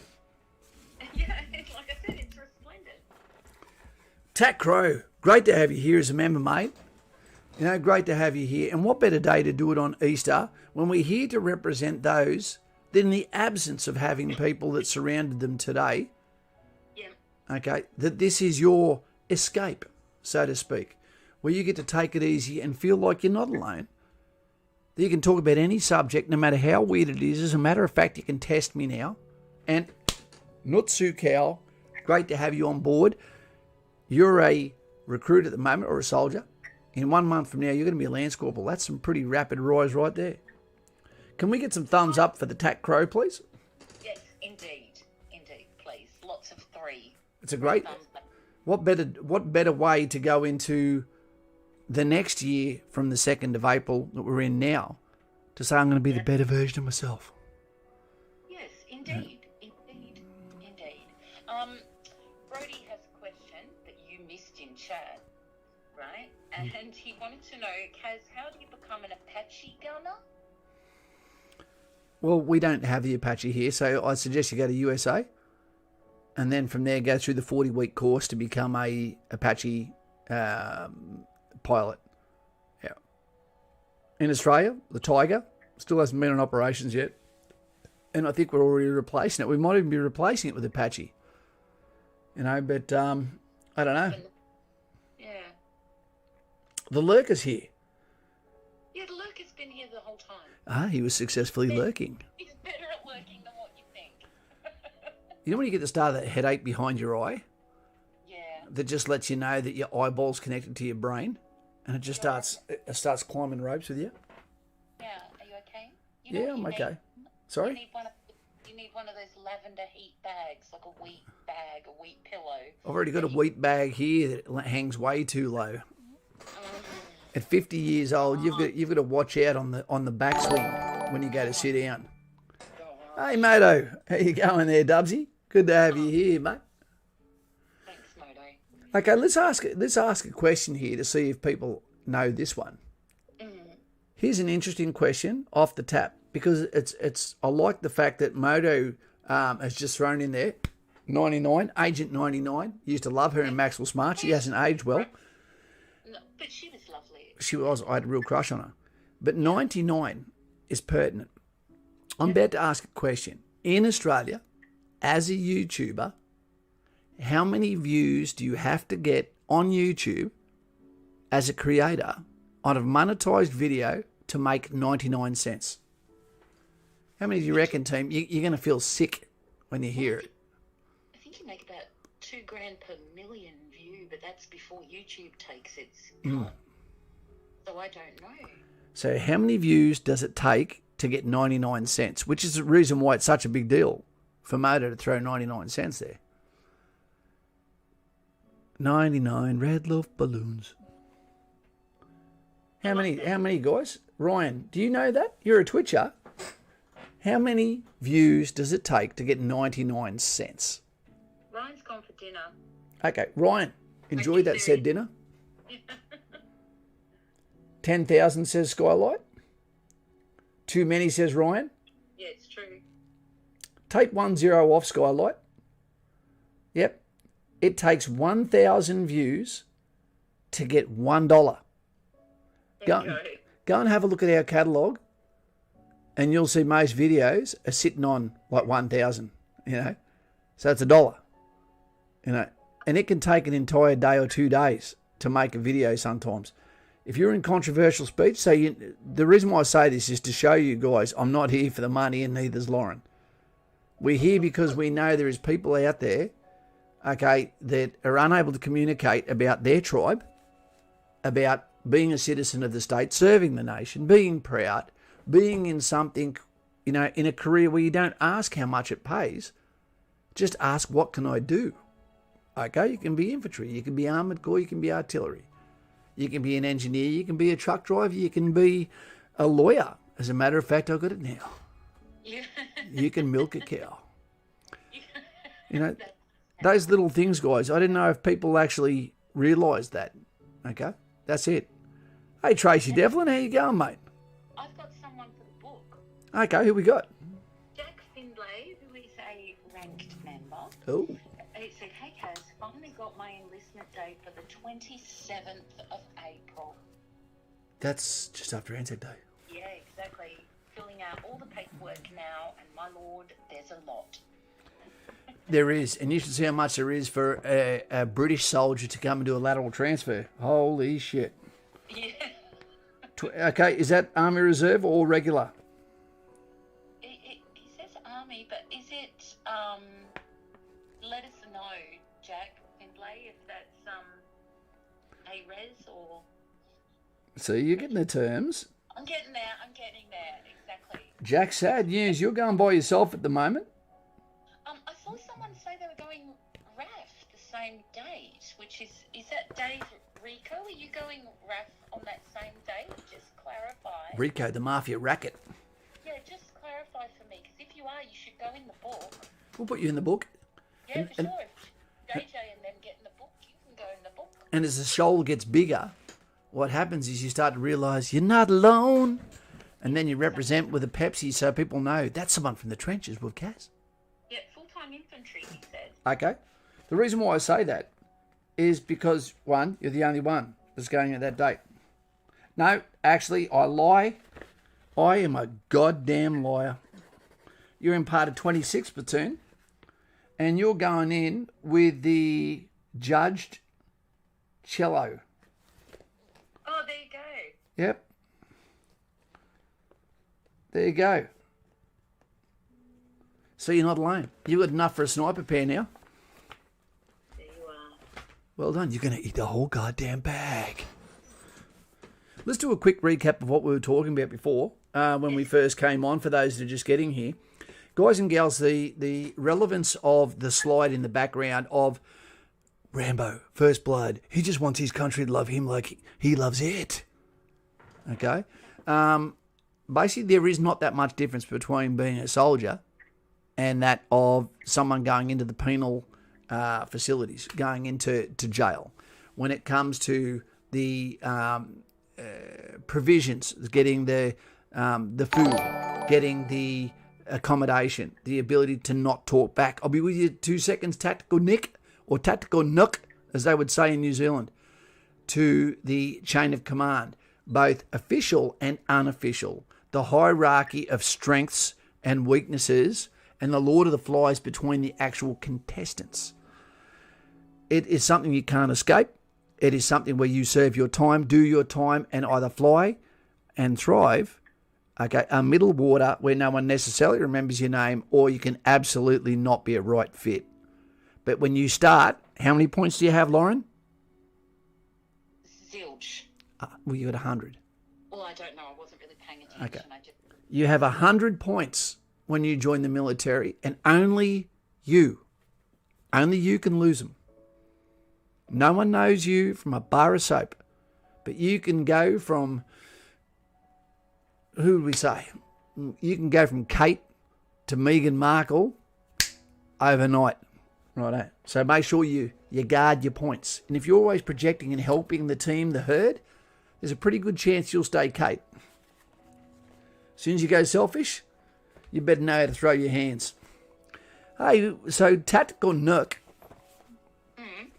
it's a great name, is the bearer of coffee. I love coffee. I have it twice a day now, at least. Nutsu Cow, can we get some thank yous for Nook? Yes, okay. Indeed. And Tactical Nick, can you please tell us a little bit about yourself, mate? We want you to be more than a name to us. Yep, okay. Sure do. Yeah, let's throw a cracking out to him. Yes. I wish that came from you, Loren. He doesn't want to be hugged by a dude. Maybe he does. Maybe he does. Maybe he does. You've got a great head of hair, you know. Maybe he does. That's because I'm immature and don't have enough testosterone. If I had real testosterone, my hair would have fallen out by now. Like most of the people we know. If I turn 50 on Anzac Day, does that mean I'm already about to get some liver spots start appearing on my face? No, God, no. Come on now. Moto Dubs, who gave you the 99 before, he had a question, but he just didn't know how to type it in with the super chat. Okay. Okay, and the question was, who's going in on April the 12th? April the 12th? I'll tell you who's going on April the 12th. Did you know that you actually represented 1,000 views when you did that, mate? That's why it's such a big deal. Any one of my videos that has got under 1,000 views, your 99 cents, just more than covered it. So you are the sponsor of this video. Thank you, mate. So what date was that? The 12th of April. The 12th of April. It's funny you say that because we do have you here. You're going with Jack Ferguson. You're going with Jaden. And you're also going with, surprisingly, Moto Dubs. You may have heard of him before. It's you. Yeah. So that's 3 of you. And guess what? You can't escape winter. You're going to be there smacking the bang of it, okay, for Kapuka and your initial employment training, which is a double suck. Yeah. But it's pretty hard to avoid it. Tassie Dever says, hi, Kaz, your hair is doing better than mine, and I'm 19. Right, you've got plenty of other things going for you, Tassie Devil, and you just got to know when to give up on it and just shave it off. Yeah. Fire Russian says that your hair does it for him, Kaz. So there you go, see? Don't assume. See, not everyone is against the Ellen DeGeneres hairstyle. You don't look like Ellen. When I put that in the video, I remember putting that in one of my videos before where I just had a haircut and put Ellen beside it. I don't know if anyone else laughed at it, but I pissed my pants like a child for ages. You know, the key to everything in this life is a sense of humour. If you have a sense of humour, it doesn't matter what happens. You're going to be the one. I reckon there'd be some people that could laugh beside the cello man on the Titanic as they went, yep, nothing's going to give me up, never going to let you down. As you waved to the people in the life raft. And they looked up at you and they recanted your sense of humour by going, have you got anything I can put on this seat? It's pretty uncomfortable. It's not the best down here either. Imagine that. Yeah. Dubsy, we're going to call you 2,000 views there, mate. There you go. Thanks very much. Thank you, mate. Thank you. Happy Easter to you, Moto Dubsy. Indeed. Do you know who I actually really feel sorry for? Who do you feel sorry for? I feel sorry for those that are on YouTube now, which it is about money for them, and there's nothing wrong with that. Because to some, not everyone has a bloody Dubsy, not everyone has a pension, a military pension. Okay. To those that really put in the work, whether it be on Twitch, whether it be on YouTube, and there's nothing wrong with their content, but it just doesn't sit with those that lean on the left who strangle their channel. It must be terrible that they put so much into it and will never be able to, and they've got a passion for it, but just can't step away from the subject they have a passion with because it doesn't mesh, and allow them to have transparency to those that are willing to, to watch their channel, so to speak. Hey, Look who's here. Frankie. He is here. Yep. I actually like the small donations. I love them. Yeah. Cranky. I always think Cranksky. Not so Cal. Senor Cranky. He's wearing the blue. The Moto has got the blue of the one area blue up there. The big blue one, so to speak. G'day, Kaz. Glad I could make a stream. Cranky, we're just letting people know today. We've got Boydie down there. Always great to have him here. Yep. Cranky, we're here for Easter weekend to let you know that, okay, there are so many people that don't necessarily have someone sitting beside them watching Google Box or whatever, and it can be a lonely time for many, so we do these streams so that you always know that you can come back here when you want to or need to, but not because you have to. Loren's here, I'm here, and it's fantastic. Yeah, well, let's face it, you and I were probably just going to be chatting on the phone anyway, so we may as well let everyone else join in. That's true, and it takes my mind off the fact that the only Coke cans in my house are empty. Yeah, I'm totally surrounded by no Coke tonight. Yeah, I have none. So's Ben Cousins. Yeah, Skylark H has said, hey Kaz, how do people get promoted? And I think he means in the real army. I don't think he means, Fiona's here too. Hi Fee. Sorry, we didn't mean to forget about you. I used to have a big crush on Fiona. She had her chance. She didn't age well. Well, not like our Fiona. She's great. Oh, not so cow. Every girl deserves a white warrior, or a black one, or yellow. I don't care the colour. Yeah, exactly. So promotions. What it used to be, promotions used to be, again, their army needs. The army has made the big mistake at the moment, when people are getting out of the army quickly and operational tempo, where they started to promote people too quickly because they have the courses on before they had the people that need to be promoted. So what happened is they prematurely used to promote people. So you'd be looking at 2.5 years to 3 years and you're going to be a Lance Corporal. It should be between, I believe it should be about 6 years before you're a section commander, but it's actually probably between 4 and 6 years you're going to be a section commander. Probably more like 5. But that's not really that quick. That's not that slow. Because you have to be able to solve all problems when you're a section commander, domestic and abroad. Domestic, what do I mean? Within sections. You need to be able to help people and advise people on human needs, as well as soldier needs, as well as mission.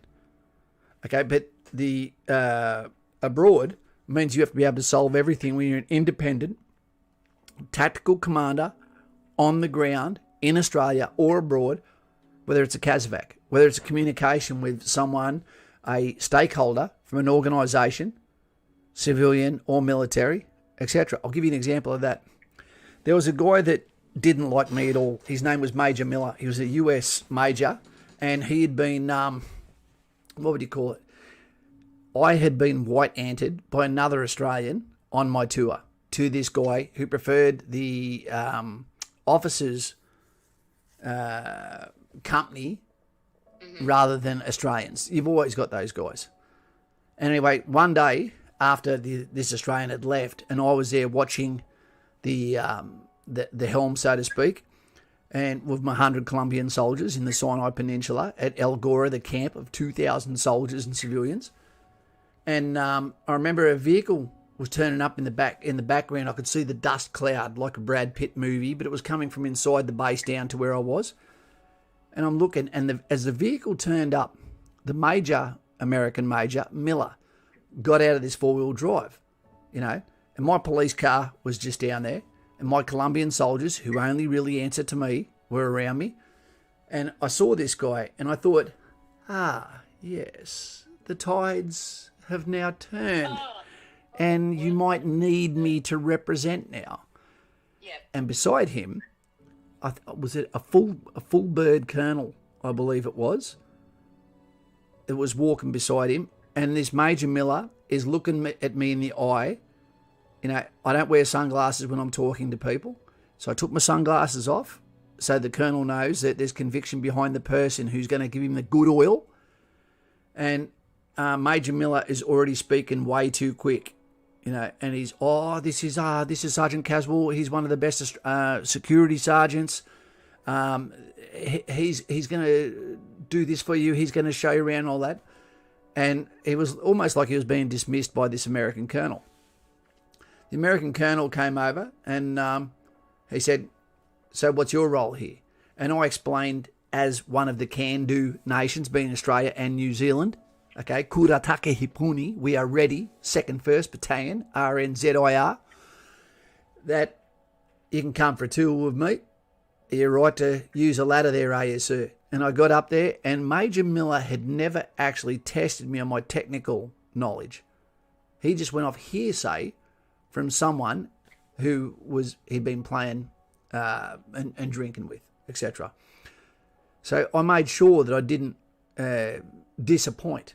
And I knew that he would take an opinion away from here, and I might have been one of the first Australians that he ever saw that wasn't officer class, that was going to be communicating to him in a way to give him confidence in what Australian forces can do as an independent identity that doesn't need supervision, and why it's an Australian senior NCO on the ground commanding Colombians instead of an American. So I gave him a really big defensive brief, okay, about our sectors of fire, what our operational reaction to incidents would be, okay, and he was very, very impressed. And at the end, all he simply did was gave me a 2-hand handshake where he gave me the colonel's coin of confidence and put that into my hand and basically and said, "Oh, I know I can rest well tonight." And then he turned around and went back to go and have a drink. And Major Miller, I still remember the look he gave me with that "I'm sorry" look in his eyes. Yeah. You've ever had that saying where someone believes someone else believed the wrong side, only one side of the story?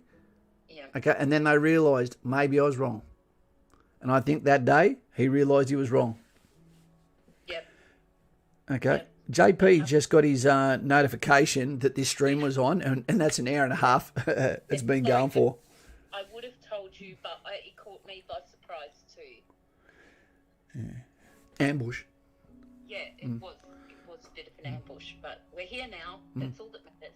Can I just finish off that one, please, Loren, by saying always make sure that you give people the benefit of the doubt until they prove that they can't be trusted. Yeah, Be careful of trusting someone else's opinion on someone you don't know. Yeah, exactly. I try not to let anyone else change my opinion on someone. Or does anyone think if Jesus was here today, I like this, Daz, he would be firm on only eating fish for meat today? Or do you think he would tell you to throw some pork ribs on the coals that happen to be glowing? Yeah, I think Nice. he would mind, because you're remembering him. I think he would tell you to eat, drink, and be merry. He'd put some pork on your fork and he'd fill that basket with more fish. Yeah, exactly. Yeah. Yeah. Imagine that. He could just keep giving you prawns. Yeah. That'd be good. I love prawns. Oh, mate, make sure, Daz, can you make sure you let Jesus know we've got the barbie on tonight? Make sure he turns up to me piss up too on me 21st. Hell yeah. Yeah, because you want plenty.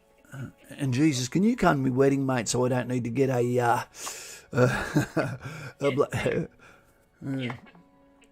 Tracy. Well, Kaz, your Oppo must have been a wanker. I don't necessarily think he was a wanker. I think what happened was that because we do overlaps, I just think he didn't want to give away any of the power that he had, or didn't want to compete for I don't know. Yeah, maybe he was a wanker. Maybe he had a personality disorder. I don't know. Who knows? But I'm a dick as well sometimes. Yeah, we can all do that. We all have moments. Well, the Desert Wolf has his Western Australia Police Aptitude Test on the 12th. Well, there's an oxymoron right there, because we all know for police there is certain cultures within Australia you're not allowed to help, despite the fact the problem is just in front of you, while still getting someone for a lesser crime and slamming the book on them. But, mate, you are going to help lives. You are going to prevent crimes from occurring. And for that, mate, if I had a hat on, I'd take it off and say 5-0, PO, thin blue line, all the best. You also have 100 points, and everything we say here can be directly translated into your police career as well. And let us know how it goes, mate. Jam Man has forked out way too much. Yeah, with a $2 stream today. Kaz, check out Double Tap episode 01. He must have made an impact with Brigadier Mark Smethurst. Must watch. What a life. It sounds interesting. I don't normally cover officers' opinions on things because normally they're telling stories based off someone looking down on the deeds of others as opposed to soldiers that are actually in the mud themselves. But I'll check that out for you. Let's have a look.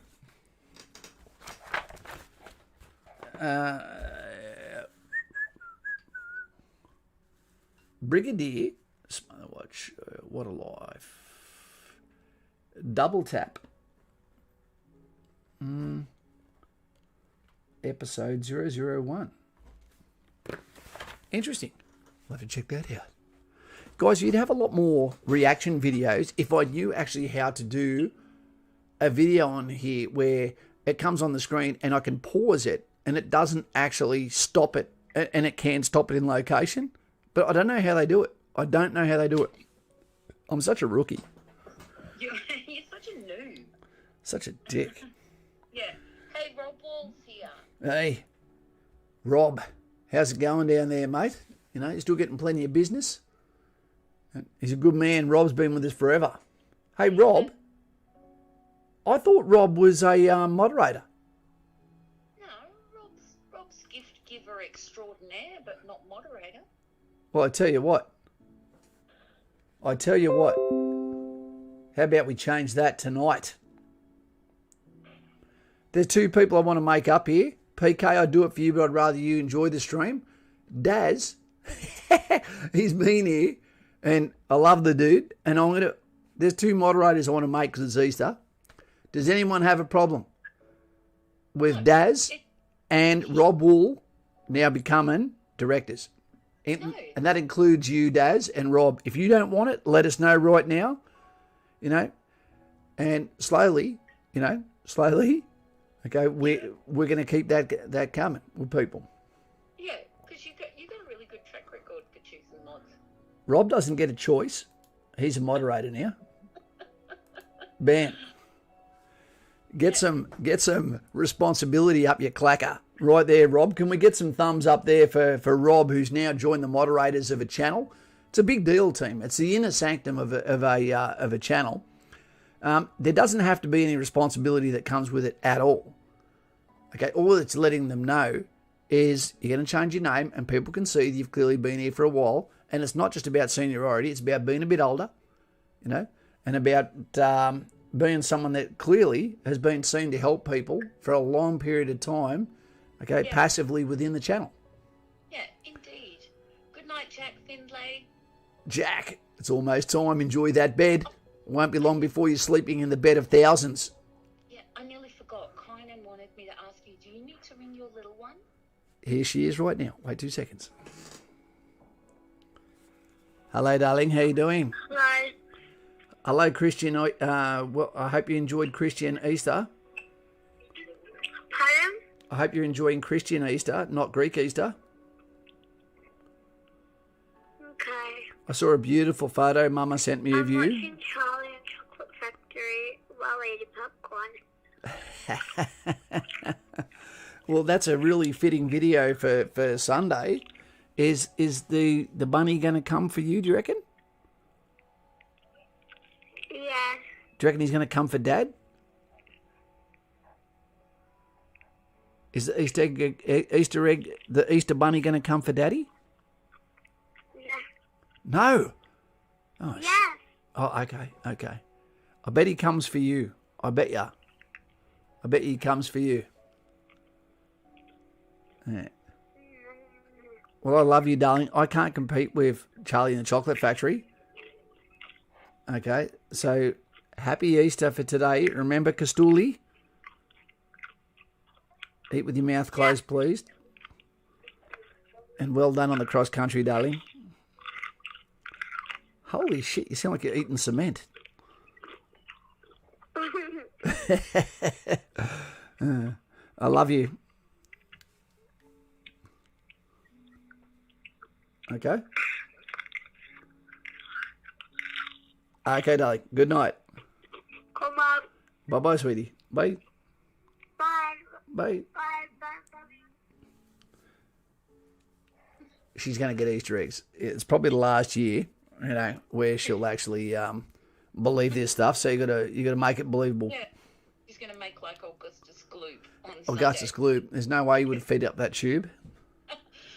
Dave Kelly is here, and he said, "Hey, Kaz and Loren, my son is week 4 at Kapuka. Yeah, right on.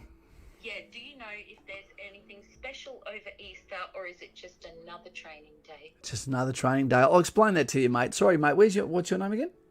That's Dave Kelly. Dave Kelly. Good name. 2 first names. It's always confusing. We'd call you 2 dads if you're in the army. Dave. So basically the way it occurs is, sadly, is because the program is made by a computer, day 1 to day 90 or day 1 to 89, whatever, and there's no days off, that basically what occurs is all of those activities are just put into the week's allocations. So even Anzac Day may not get the respect that it deserves, or Remembrance Day, or Kapiong Day, or Easter, or Mother's Day, etc. So don't be surprised, if when the big events happen, it seems like it's no big deal to him, because he won't know the difference between Arthur and Martha. He won't know when it's Monday. He won't know when it's Friday, because it makes absolutely no difference. But he should be about to come off red tabs now and then go on to blue tabs, which means he'll get more phone time, which means he'll be allowed to have 1 beer or 2 beers maybe. Depends how it is with the COVID restrictions. And from there, what you should start to hear is a happier version of your young fella, less chaos, and remind him to write a letter to his grandparents, because they'll really treasure that. And I bet you're the proudest man alive at the moment. Good on you. Indeed. Yeah, for sure. I was saying that we're proud of your lad. Absolutely. You may never have seen him here, but we're still proud of him. Yep. IQ Neg is here. IQ Neg, it's been a while. He's an old rag from way back. Yep, he's been here for ages. Yep. Tracy Devlin would like to educate you on why people are called 2 dads. Apparently they're called 2 dads if they have a hyphenated surname. Yeah, that's correct. I thought that's what I meant. Yeah. The hyphenated surname, 2 dads. Which one is your father? Which one would win in a fight? That should be the name. Yeah. Which one has achieved more? What family is better? Yeah. No, it's great to see you. And Tassie Devil wanted to say thank you to you for everything you do, because he's, off very soon. And he said, "Hi, Kaz, thank you for always having amazing streams and helping so many people, including myself, to have the info that helps to get in the army and be better prepared." Tassie, we're even. You're the one giving the service, mate. So all I'd ask is that when you get close to the 4-year mark, if you're considering getting out, only do it if it's your idea. You might be about to start a career, not a job, a career that could go for another 40, 45 years. Just remember that. Always think of the 45 years that's how, you've got to look at it, and in between now and then, if you decide, okay, I've done my time, because if you always look at the 4-year mark, it makes it too tempting to get out. And you know what? Like I said to someone I was mentoring yesterday, the only people I hear with regrets is never someone that says they were in for too long. It's always someone that said they didn't serve long enough or they got out and they shouldn't have. So remember that. I think Tassie's going to go fine. Yeah. I think they'll go fine. That's Good because you're in Tasmania. Yeah, good fresh air down here. Good fresh vegetables. Yeah. Exactly. Good stock down here. Stubbsy. Yep, Stubbs is here. Kura is out of here. Good night, Kura. Good night, Kura. Kura Takihi. Puni, we are ready. Yep. Yeah. Jay Hayes doesn't like crispy bacon. Oh. I don't like soggy bacon. I like it crispy. Do you like your bacon crispy? I don't know. Sometimes I go full Islamic and don't touch it at all. I can't do pork belly. No, I can't either. The thought of a Monaco bar of human gut fat, I will fat shame that food. Disgusting. Where's Daz? Did he do the bolt at the thought of being... Did he do the Diddy Mouth from the village at the thought of being a bloody a moderator? Hey? He's probably cooking, I think. Did Dave Wool... Did his name come up in blue now? Do you know, I don't know. They both ran away. They both did a runner. I'm not going to give you a job. Desert Wolf. Got out for love, but miss it every day. Shouldn't have got out. Did you stay DFRDB, Kaz, or not? I stayed DFRDB. Tracy, I swapped over to MSBS, but at the end of the day, I don't really have any regrets. I don't like the way that we were made to change. Basically, I know I was in the 2nd 4th Battalion, and we basically said you've got until lunchtime to change, which is really weird because you're talking about something that's going to affect you forever. Has it worked out better for you being in DFRDB, or do you think MSBS would have been better for you, Trace? Let us know. Marco Polio, a little bit different to Marco Polo. Oh, you've made my night. Where did you go during your service, Kaz? Marco, that's a fitting name that come from a Mongol traveller. I love my history and I love the Mongols. If you had said that a few hundred years back, you would have been hated. Where did I go? I'm going to give you a quick bio. Okay, I went to hell. No, I went to the first trip I ever did, or I got called back for, was to go to Somalia. And then they had too many people going to Somalia with the 1st Battalion Royal Australian Regiment.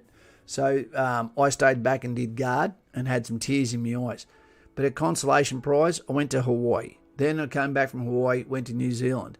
Then I went to Rwanda. Central Africa was my first ever tour. That's a way to dip your foot in the bloody water.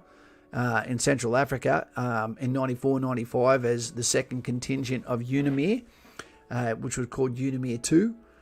Came back from that, went to Hawaii again, went to New Zealand for 3 months on exchange. Went to East Timor as the first guys to hit the ground in 99. Went again to Timor in 2002. And then every trip after that, I either trained people to go and missed out on trips to Afghanistan, Iraq, Solomons, and future trips to East Timor because of a butt disease that I got from the 2nd trip to Timor.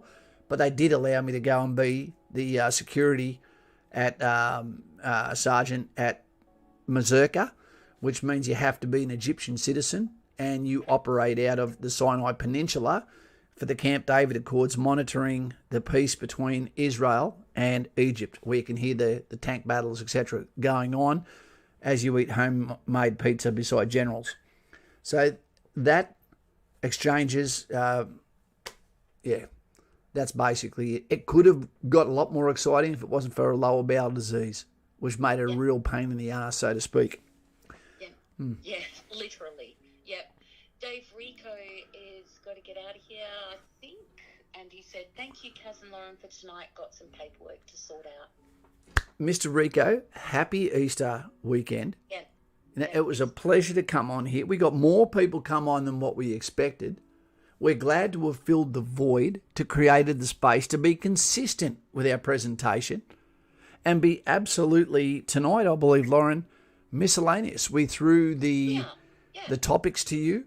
You threw the subjects, and I'm glad that we never come up short, so to speak. Yeah, exactly. Moto Dubs has a question which I think relates back to what we were talking about in the very first part of this stream. He said, any advice for younger lads going into the army, more specifically infantry? I'm only 17.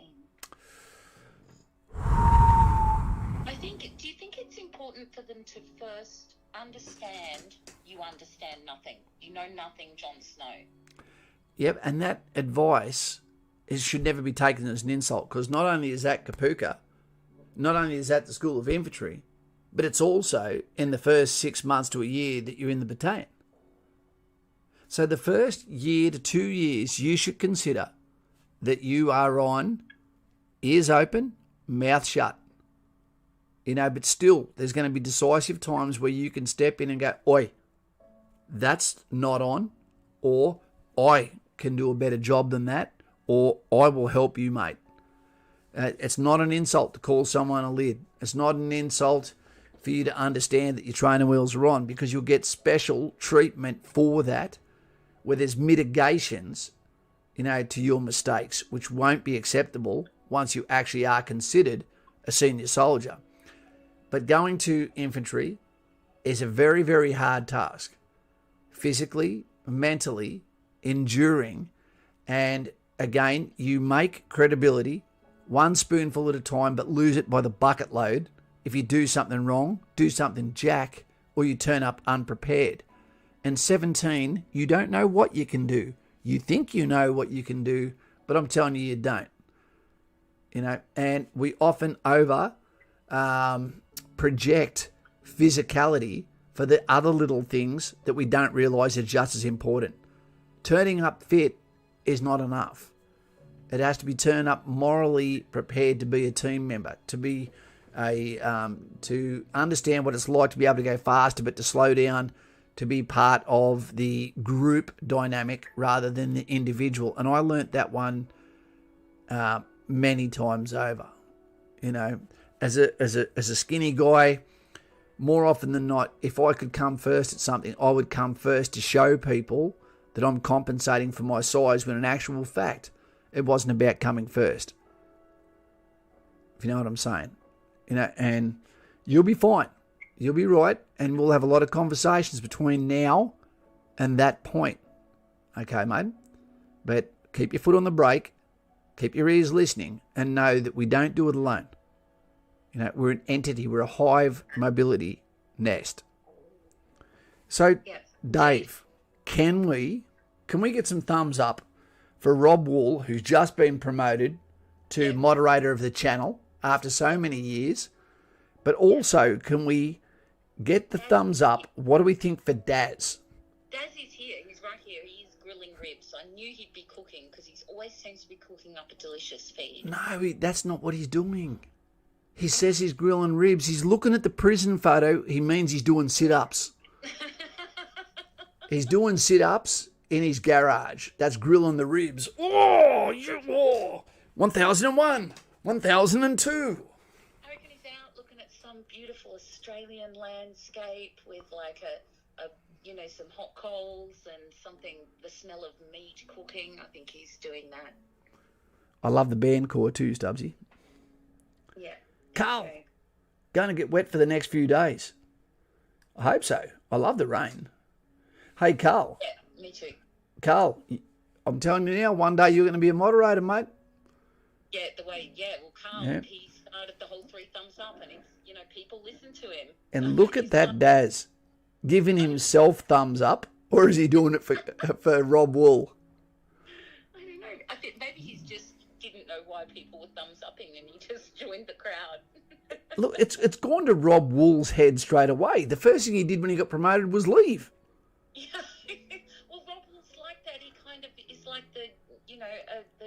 phantom in the night. He comes in, he drops like a great gift, Like a mosquito. with the Roman coins. I'll never forget Yeah, that. they're just up here. Yeah, and then he just disappears again into the mist. Like a fart. Like Tombe the Mist. Okay, well, here we go. You know, what we're going to do is we're going to drop this on Easter 2021, and we're going to drop this right now on Daz. Do it. Do it. Take that, you 4-cylinder son of a bitch. Bam. Next time Daz types something, he will be known as the moderator. Well done, Daz. Indeed. Say something, Daz. Type something. Say something, I'm giving up on you. And we'll put this video on to represent Daz in the background, shall we? For all those that like a bit of chaos. Really, Kaz, a moderator. Wow, what an honour. We like to, don't get me wrong, Carl, we've sacked a few of them too. Don't worry. It's happened. But that's, that's the way it goes. It's YouTube. Yeah, it is. It is. Right. Fugly's still trying to come back. No, I think he still is. He still is a He still is. He still is. Yeah. I could watch his back screen forever. It's funny as hell. You know. The lady drivers. I'm starting to wonder if some of those pilots aren't lady pilots. Look, I really reckon that, anyone that's got some game nows, I don't even know how they've done this with the camera for Battlefield 5, but that is absolutely fantastic. You know, look how simple that is. Just record a video gameplay for 40 minutes and then upload it. That easy. That's funny as hell. Yeah, Carl. I agree. YouTube can be absolutely easy for those that get the right genre and get in there. Jesus, that's a bit personal, that bloody plane. Look who's here. Kimberly Jade Mills is here. It's a lovely name. Indeed, I think she's a lovely lady. And she said, "Hi, Kaz, it's Aaron Mills' wife. Ah. The kids and I were missing your voice around the house, so we're listening in." That's lovely. So you would have known him as AM. Kim has been, she's got the patience of a First Fleet captain's cabin boy. She has been there for Aaron, and it would have been so easy to go, mate, not only is your head in the clouds because he's so damn tall, but I think that maybe you're not taking the hint here. But for 4 years, tell me if I'm wrong there, Kimberly. She just stood by his side. Okay. Yep. Kids going crazy in the background. Daddy! And now all of that is on Kim. So for the lovely lady who stands by her Nutsu cow. Indeed. Okay, literally. Mate, anything we can do for you, you let us know, mate. Yeah, exactly. And you're very most welcome here. It's lovely to see you. Yeah. In fact, I love that when the guys go off and their missuses join in. It's great. It is good. It shows you that they believe in their partner. And guess who also graduated from their training? Tell me. Oh, you shared the link with me. I watched it. Then you can say it then. Yeah, young Ed Jr. dead. Edward Bennett the Fourth. Dead. Yes, and it was so lovely. I even got a bit choked up watching it. Ed sent me a link, and I was able to watch it live because I believe even Ed and Chantel couldn't go. So it was lovely to be able to share that moment with him. Yeah. So it was really nice. So those that don't know, Ed B the Fourth is Edward Bennett the Fourth, which is Ed, the veteran from the USA 11 Bravo, okay, who was always part of this channel, but because of the there we go, Wakey Waz Vids. That's 3,000 viewers worth of currency right there. Wakey, Nutsu cow. Thank you for keeping the home fires. Yeah. Okay, you're awesome. Sorry for that low donation. Mate, you just gave as much as 3,000 people watching through AdSense. That's fantastic. So, Ed Jr., he just graduated And he even got COVID while he was in training. Yeah, indeed. Yeah, it was really lovely. It was nice to see. Yeah. Oh, someone just got shot on the screen. Yeah. Kimberly Jade Mills says, yep, it was 4 years. Very, very proud of him right now. Big thanks to you for all your support to get him there too. That's fine. Like a bra, sometimes you just need me on that spot. Yeah. That doesn't even make sense. No, that doesn't. Downhill Moesha. It's a good name. I was in from 2009 to 2013 in Darwin. Loved my time, but definitely regret leaving.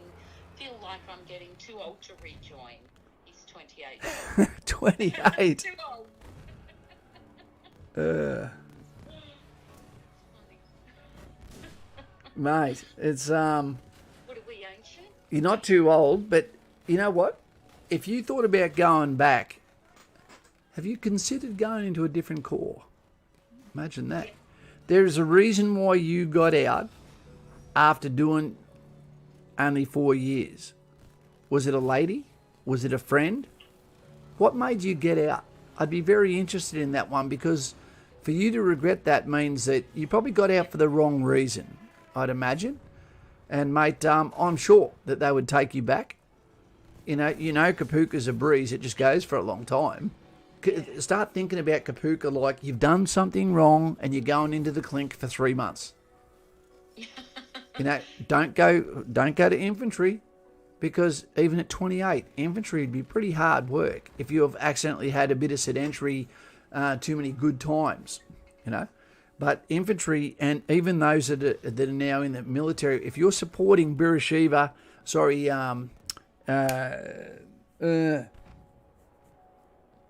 Land 400 Phase 3 to the completion, and you're supporting the battalions, you're going to have to be in beautiful, comfortable vehicles in order to keep up with the Lynx or the Redback, which means the entire army is about to level up, which is going to be great for guys, great for gals, great for comfort, great for backs.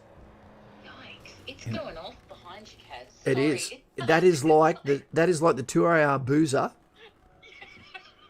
You know, holy shit. Officers and senior NCOs, get out of here. Quick.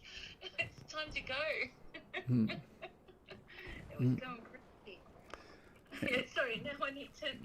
Fee wants to know, is your background Townsville, Kaz? Yes.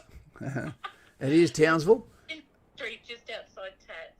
I was there. I was there for the military, but I stayed for Cactus Jacks. That's for sure. They have great margaritas. I could probably still go back to Townsville and have a random woman yell out, "And I'm still itchy."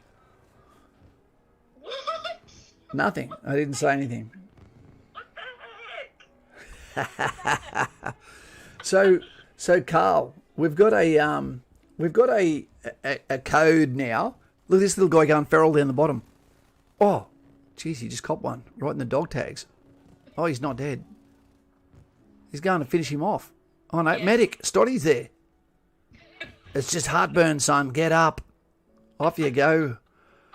So the signal's going to be, you know, for those that go to, that guy got back into it straight away and found his cardio. If you were going to Kapuka, then I reckon the signal should be to drink Pepsi. So others around you look over and go, someone's drinking Pepsi. They might be from the trenches. Yeah. Well, they're talking about what we should do for your birthday. Oh, well, I'm away for a week for that. You know, from the 20th to the 27th, I'll be with my military compadres that are coming to spend my 50th with me. And we'll be in Newcastle, hanging out at the Honeysuckle Hotel, where at the moment one of the platoons is there. Okay, after just completing hardcore, okay, which is the culminating event for the School of Infantry IT training before they get their lanyard. Also, there would have been some people that probably got back squatted, you know, so close to the finish line today. That'd be interesting to know how they went. But today they're probably drinking 2 VBs and feel like they're going to chuck, because that's all it takes is 2 beers after you've been that sleep deprived and working that hard. You know, How lucky was that guy? That little stoddy ran up. I really thought he was a goner. Oh, he made it out, did he? Yeah, he ran away. He ended up running away. Okay. Wakey has a question, and he asked very politely. So Yeah. I'd like to take it to you, Miss Loren. May you ask Kaz what his opinion about the officer role is? Is it worth it? Will I be able to get a decent job after I leave? Let me tell you something about the officer role. It is the best leadership training in Australia. Okay? And it is seen as that as well. If that is what you want, you'll go to the OSB, the Officer Selection Board. They will communicate with you, okay, about everything to do with leadership. They don't even give you a job, a core, until you've completed your training and determined what would best suit you and where you would best suit Army. You know, the continual mentoring that you will get from senior officers, from technical issues with compressed timelines and situations where some cannot be, what would you call it, successful without potentially the loss of human life, will actually put you in a position where you will become a skill set that is much sought after. You know, so many military officers go on to be highly successful in so many branches. Remember this. If you go and work for IBM, Microsoft, if you go and work for Apple, if you go and work for, you name it, anywhere in the higher levels Silicon Valley. of anything, you don't have to know a single thing about the product. It's all about, can you meet targets? Can you make hard decisions? You know, do you meet the bottom line? And no one suits that better than military officers. No one. Because they're used to doing it in complex terrain, okay, with compressed timelines, where they don't know the full story. And they're probably the only ones that do it. So it absolutely sets you up for success in the future. And I couldn't imagine anything that would go better in a resume than more than 6 years service, served in the Australian Army, Air Force or Navy, where you've got out with letters of recommendation from a high-ranking officer. Female driver, watch out. Uh-oh, lady driver. So the answer to the question is, it is stellar, your resume, after you've actually served as an officer. But you can't fake being an officer. It has to be something where it's not like an Indian who wants to be a doctor because it financially will get them out of India. It has to be because you've got the Hippocratic oath to save life. You know, with an officer, you have to have professional, what do we call it? Arrogance. You have to have leadership. When people go, oh, what's the most important thing for a leader to have? The last thing you ever hear is someone go, leadership. They're going, confidence, this, that. You're going, no, just leadership. Magnetism. Something about you that makes others go, that person I can trust will get me home or will win the day. Not about feelings. Hope you like that. Indeed. Sorry, it's so... I love the background. It's hypnotic. Guys, that's been 2 hours now, and I do know that we have a lot of people. We have a lot of people that will stay on here even when they want to get off, out of loyalty to the stream, etc. So we're going to make this easy for you. We're going to jump off now. Okay, we're going to jump off now, and we're going to see you again probably on Monday night. Okay, so please come with your questions. You know, think about becoming a member, you know, and then we might do a poll and see what subjects you want to talk about next. And maybe even I'm going to come out with a couple of, safe space videos that have already been pre-recorded by Loren and myself. Yeah, we had some fun. We need to make some more. I love them. Some guests this time. And maybe Ed. Maybe Ed will Yep. be more available. That'll be great. That's true. So guys and gals, okay, have a great Easter. And remember, it is a time for forgiveness, even if you're not religious, you know, and maybe mark this in the calendar as the start of a year where we all look on ourselves and promise to do a little bit more for others and a little bit more for ourselves as well. With that, I wish you all luck, even the female driver below. Yep, indeed. And if Loren, if you want to finish us off with a couple of wise words, more than happy. Yeah, indeed. I just think now's the time of year. It's, as a Christian myself, it's Christmas points to this time of year for me. And this is the most important time of year for me. And it reminds me that it's never wasted if I'm doing things for other people. And, if there's any way that we can help you, and if it's as much fun as this, just getting on here and having a chat with you and enjoying your good company, then that's certainly no chore for me and Kaz whatsoever. And we really do have the best community on the internet. And I'd like to say and send immense love to those like Tassie Devil who aren't going to necessarily be here in the next few weeks because they are off on the grand adventure and they're off to start the next chapter of their life. So Godspeed to you all who are heading off, and we will miss you, and poke your heads back in and let us know how you're going when you can, because that's always great. If you've got a missus, you can send her our way as well. We can be trusted, can't we, Kaz? We can. I tell you what, I'll even probably at this stage say I'll be on Sunday night to say for a stream to say see you later to Tassie Devil. Yeah, because Tassie Devil's been a really great sub here, and a lot of people who are leaving have been here for a long time. So we always miss you when you go, but we also know you're living your dream and you've worked really hard to get there. So congratulations to everyone who's off. Good night, everyone. Have a terrific sleep. I hope you have a fantastic weekend filled with lots of love. Happy Easter weekend. Now get some chocolate in your guts. Make sure your toilet rolls. You got enough.